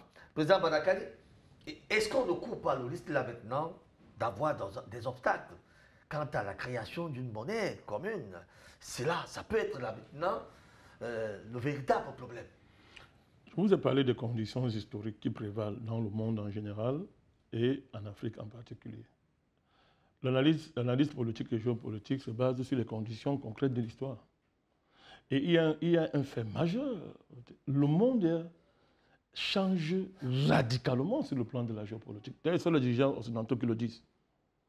Ce changement, c'est quoi? Ils viennent de vous le dire. On est en train de retourner à l'étalon or. On est en train de retourner. On va y retourner. On n'a pas le choix parce que certaines puissances mondiales n'ont plus le choix. Le dollar ne fait plus l'affaire de toutes les puissances mondiales. Ça, c'est l'événement géomonétaire majeur. C'est-à-dire que le dollar ne fait plus l'affaire de la Russie. Le dollar ne fait plus l'affaire de la Chine, par exemple. Oui. Et désormais, le yuan, le rouble sont en train de concurrencer le dollar. Ce n'est pas une concurrence comme ça. C'est que c'est une concurrence géopolitique vitale pour ces pays-là. Donc, cette fragmentation au niveau géopolitique mondial, où il y avait la mondialisation, la globalisation, qui était l'unification forcée du monde autour des intérêts occidentaux, qui avait réussi à prendre captif l'économie mondiale à travers des systèmes SWIFT, la Banque des règlements internationaux et la suprématie du dollar, c'est de cela qu'il est en train de parler. Ce système-là est mort en Ukraine. C'est un fait. C'est mort en Ukraine. L'Amérique a encore des ressources, le dollar a encore des ressources, machin, mais vraiment c'est mort. Parce qu'aujourd'hui, pour la suivi de la Chine et de la Russie, il faut dédollariser l'économie. C'est ce qu'ils disent maintenant. Et ça a commencé d'ailleurs. Ça a commencé. Les BRICS se mettent en place. Donc il y a une fenêtre d'opportunité géopolitique qui rend possible les grandes décisions dont il parle de tous ces vœux. Et par rapport à ça, il a dit des choses extraordinaires. Ce qu'il a dit sont des préalables techniques décisifs, n'est-ce pas, pour lancer des grandes dynamiques, comme celles qu'on voit en chantier là, de fusion, constitution. Je ne sais pas pourquoi le mot panafricanisme effraie nos dirigeants. Je ne sais pas pourquoi le mot là les fait peur. Ils n'aiment pas prononcer ce mot-là. Comme s'ils vont mourir, je prononce ça. Ils aiment des mots. Ils aiment s'aligner sur la structure de l'Union africaine parce que les communautés économiques régionales, c'est la structure de l'Union africaine. Je crois qu'il y en a 8, tout ça. Ils aiment s'aligner là. Or, l'Union africaine, on a dit, n'est pas une organisation africaine. Tout à fait. Parce que son argent, son fonctionnement, je dis bien le fonctionnement, son fonctionnement est financé à près de 80% par l'Union européenne, les étrangers. Donc, ce n'est pas une organisation africaine. Et le risque au cours, et on va regarder aussi ça, cette fusion constitutionnelle, on va voir le financement de leur fonctionnement. Si c'est un franc vient de l'étranger, oubliez ça. On déchire son jet, ça dit ça ne sert à rien.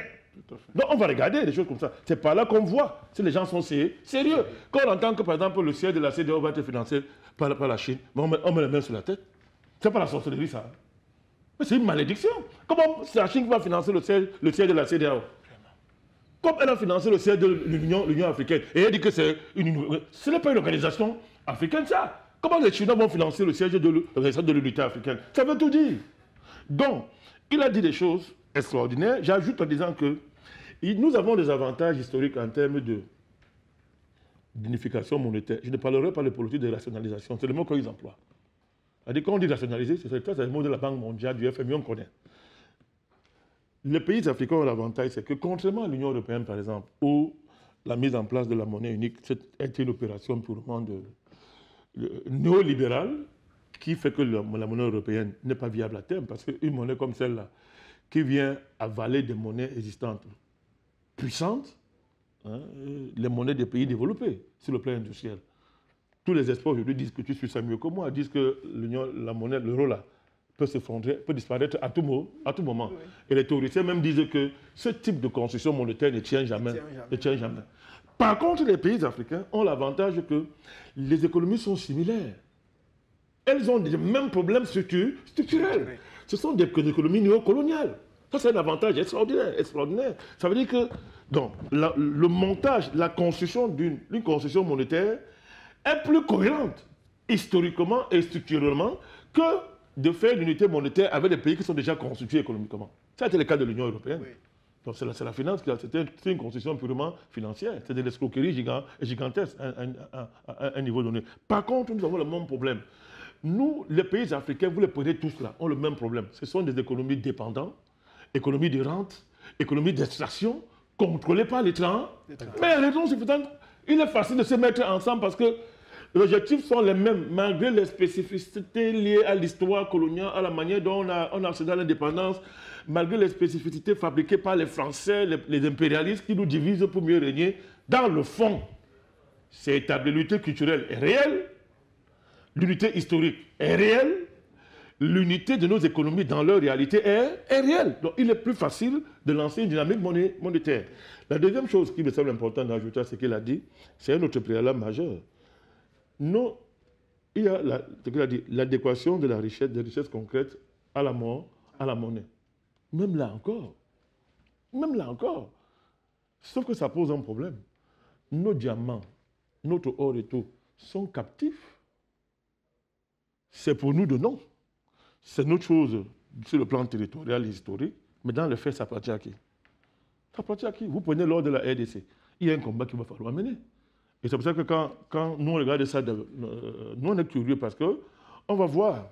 Parce que quand on dit intégration, on ne veut pas lutter contre les puissances économiques occidentales, on ne veut pas lutter contre les Blancs, permettez-moi l'expression. On préfère dire intégration pour ne pas les énerver. Comment on va libérer le diamant de la RDC sans combattre les conglomérats qui sont installés depuis des siècles et qui ont confisqué le diamant de la RDC, qui ont confisqué son sous-sol? Les populations ont commencé, elles ont chassé l'ONU là-bas, à Goma là-bas, chassé l'ONU. Elles ont chassé. C'est un début. Parce qu'on ne peut pas construire de telles choses sérieusement si on ne libère pas nos richesses qui sont confisquées. Nos matières premières, les prix sont fixés à Londres. Café, cacao, machin fixé à Londres. Quand ce n'est pas fixé en Suisse, c'est grave. C'est pour ça que nous, on parle de panafricanisme, Pépé. Vous comprenez très bien ces choses. Hein. C'est-à-dire que ce que nous on produit, on fixe par le prix. Ce que nous achetons, nous n'avons aucune capacité de peser sur le prix. Comment, à partir d'un truc comme ça, tu peux construire une zone économique viable? Tu ne peux pas. Or, c'est le panafricanisme qui dit que non. Vous ne fixez plus les prix de nos matières premières. Vous ne les fixez plus à Londres. On fixe ça ici. C'est pour ça qu'il faut détruire l'Union africaine qui ne sert à rien. C'est-à-dire qu'il faut commencer à fixer les prix. C'est pour ça que j'ai été très intéressé par l'idée d'une politique commerciale commune. Ça commence à dire, ça c'est nouveau ça. C'est la seule chose qui est nouvelle là. Et qui m'a amené à prendre ça au sérieux. Parce que les tarifs extérieurs communs, l'unification des droits de marché, ce sont les vieilleries, on connaît ça. On fait tout comme ça partout. Quand on veut unir des zones monétaires, des zones monétaires économiques différentes. C'est la même panoplie. Mais l'innovation ici, là, que j'ai vue là, c'est l'idée d'une politique commerciale. Ça veut dire que ce que nous vendons, nous voulons avoir une vision commune de nos... On commence à ce moment-là. On commence. Mais auparavant, il faut libérer nos matières premières. Et ça va être la guerre. C'est pour ça que l'avantage que nous avons, c'est que comme au niveau géopolitique, il y a une fracture au niveau mondial, ça a justifié les positions courageuses des États africains qui ont dit qu'on ne sanctionne pas la Russie.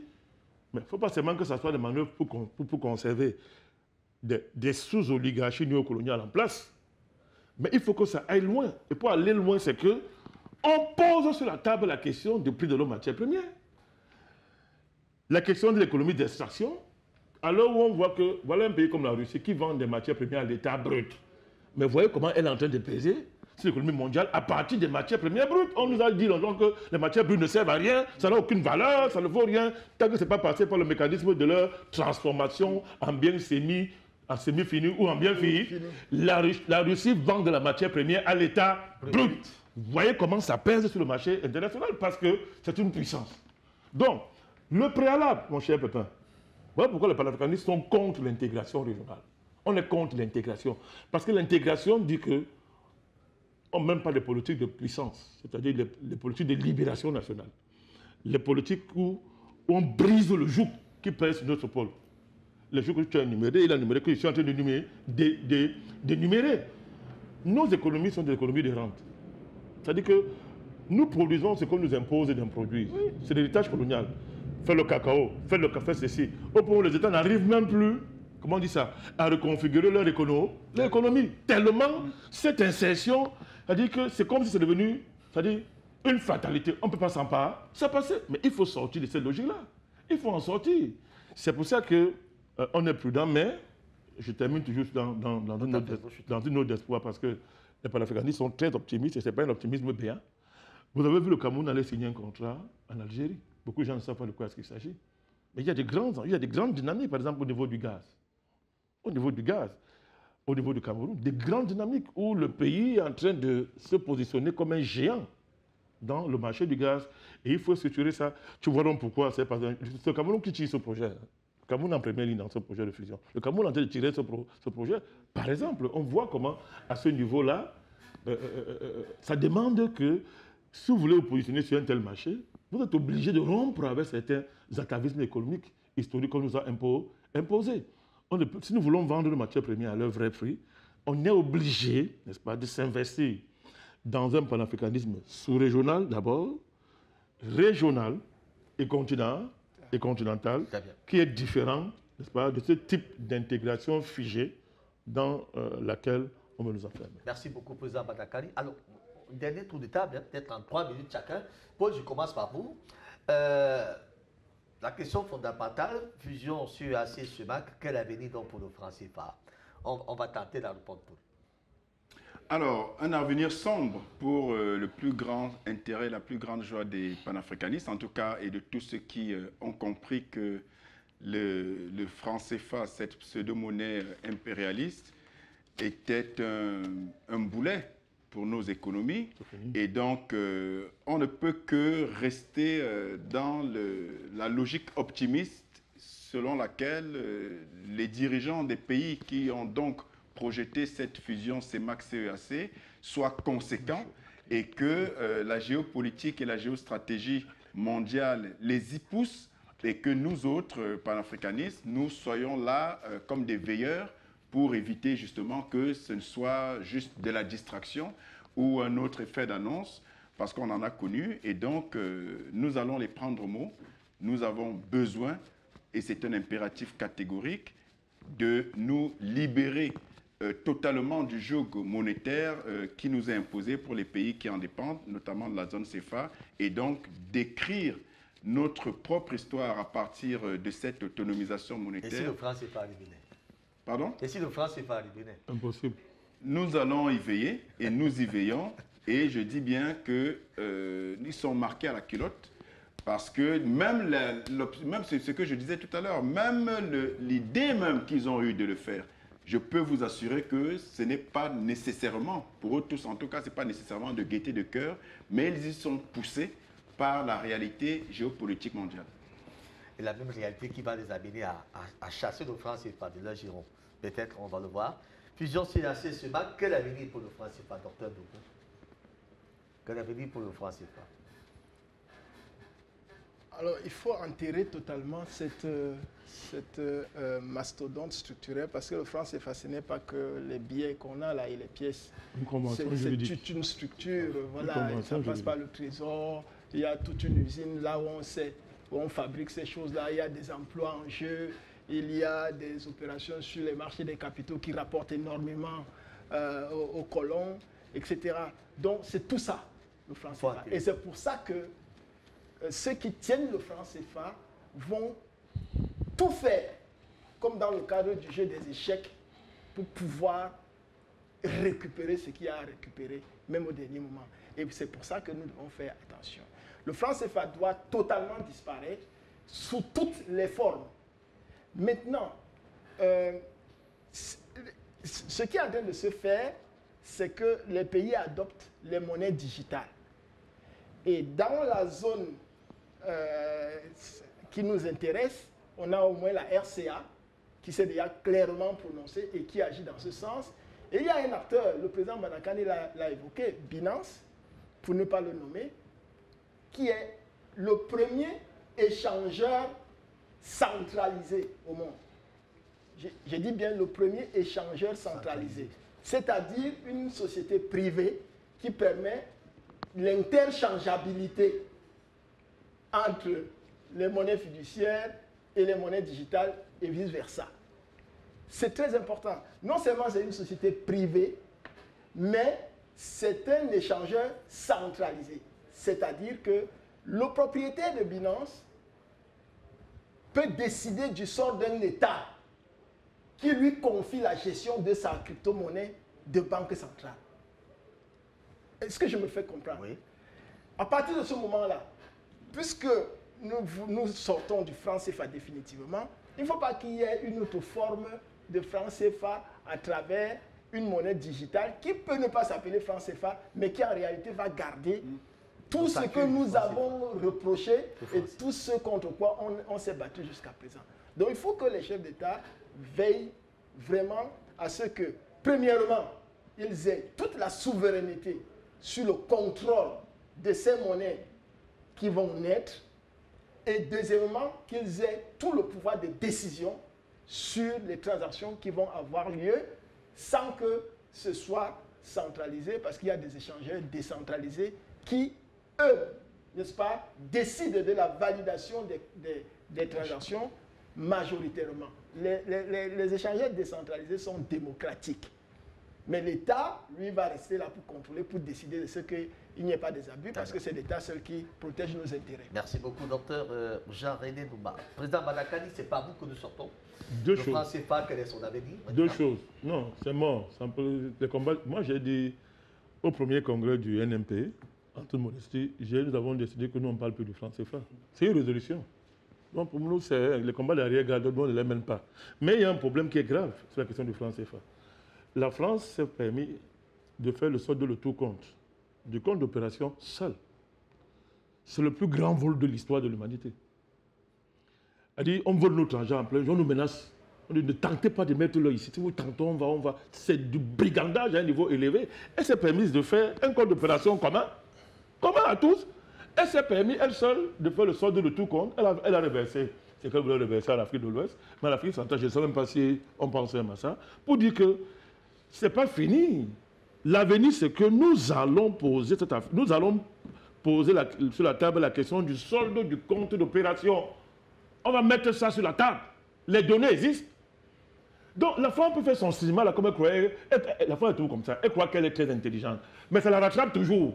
Les panafricanistes ne vont jamais laisser ça. Tôt ou tard, nous allons mettre sur la table la question du solde du compte d'opération. Mais dites ce que vous voulez. Moi, je m'en fous. Je ne gère pas ça. La France, c'est quoi? Pourquoi on ne peut pas parler avec la France? Pourquoi on ne peut pas avoir un problème avec la France? Pourquoi? Elle a le problème avec tout le monde partout. Pourquoi on ne peut pas avoir un problème avec la France? J'ai le droit de railler la France. Moi, j'ai le droit de railler la France. Comme vous avez le droit d'aimer la France. Pourquoi vous m'imposez d'aimer la France? Donc moi, je ne gère pas les choses comme ça. Je suis un peu à ce niveau-là. Elle peut penser... Non, ça revient toujours. Et beaucoup d'Africains aiment ce jeu-là. Tu parles, on dit que tu as un problème avec la France. Pourquoi tu hais la France? Il n'y a que les Africains qui posent des questions. À la limite, on va voir leur queue derrière eux. On va voir leur queue. Donc, ça va pas de ça. On met les vrais débats sur la table. C'est bon de rebondir comme ça, parce que ça permet de parler à ceux qui nous écoutent. Oui. On met les vrais débats sur la table, les gens sont là pour parler. C'est l'amour. Je suis obligé d'aimer la France. Donc, je tente de dire que les panafricanistes, la France doit le savoir. Nous ne sommes pas des idiots. Nous allons poser ça sur la table tôt ou tard et elle va rembourser notre argent. Tout à fait. Tout ce qu'elle a fait du compte d'opération, là, le vol qu'elle a derrière là, nous allons mettre ça sur la table tôt ou tard. La deuxième chose qu'il faut dire, c'est qu'à l'heure actuelle, vous voyez quand des dirigeants d'un pays en articulation avec le peuple sont patriotes, est-ce que vous savez qu'à l'heure actuelle, la France est en train de vouloir négocier avec le Mali par derrière pour qu'elle retire la plainte à l'ONU? Mais je vous le dis, mais suivez les médias français. Elle passe par des pays africains traîtres, vous les connaissez, vous pouvez imaginer. Oui, pour aller par derrière supplier le Mali sans que la France ne perde la face. Et nous on dit aux dirigeants maliens, ah, vous êtes devant l'histoire, vous faites ce que vous voulez. Mais à l'heure-ci, si vous tentez de vouloir reculer, vous êtes mort. Parce que la France ne pardonne jamais ce genre de choses. Très bien. Dans la vie, on négocie, hein. Dans l'avion, on négocie, mais on négocie à son avantage, on négocie avantageusement, on négocie pour avancer, pas pour retourner en arrière.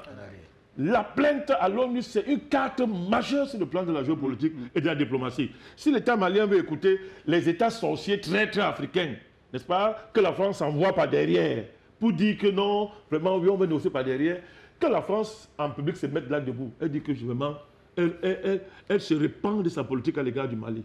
C'est ce qu'on appelle une vraie puissance. Revenons sur le franc CFA, il est mort. Je suis sur le franc CFA.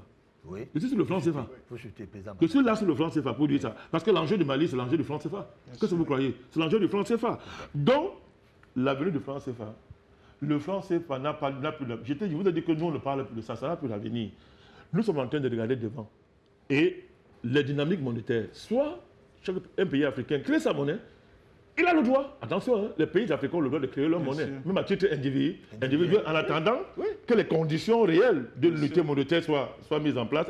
Les États, un pays crée le Nigeria a sa monnaie, les gens créent leur monnaie, la Guinée équatoriale, la Guinée-Conakry a sa monnaie, les gens créent leur monnaie. Soit on fait des véritables dynamiques comme celle-ci, de fusion, constitution, mais pas dans le sens de consolider l'impérialisme, mais d'une rupture pour reprendre en main notre économie et faire de l'économie pour élever le niveau de vie de nos populations, pas pour se lancer dans les déchets de croissance mondiale qui ne profitent à rien. Merci beaucoup, président Madakani. Je rappelle nos invités du jour, Paul Elameneux, expert financier, promoteur des Pan-African Awards, donc, qui entreront d'ailleurs dans leur deuxième édition du 10 au 16 décembre prochain sur une thématique fondamentale, impératif d'une réappropriation historique et culturelle d'une Afrique au cœur de tous les enjeux géostratégiques. Ça sera donc du 10 au 16 décembre prochain. Merci à vous, Paul, d'avoir participé également à ce programme ce matin aussi. Merci à vous, docteur Nouma. Jean-René, expert en finances décentralisées, était là aussi. Merci à vous, président Madakani. En politique, président du nouveau mouvement populaire, on rappelle également, vous êtes le promoteur des journées africaines du panafricanisme qui sont d'ailleurs entrées à leur 6e édition du 29 juillet au 31 juillet dernier. Et sur une thématique fondamentale, passons à l'autre bord, je crois bien.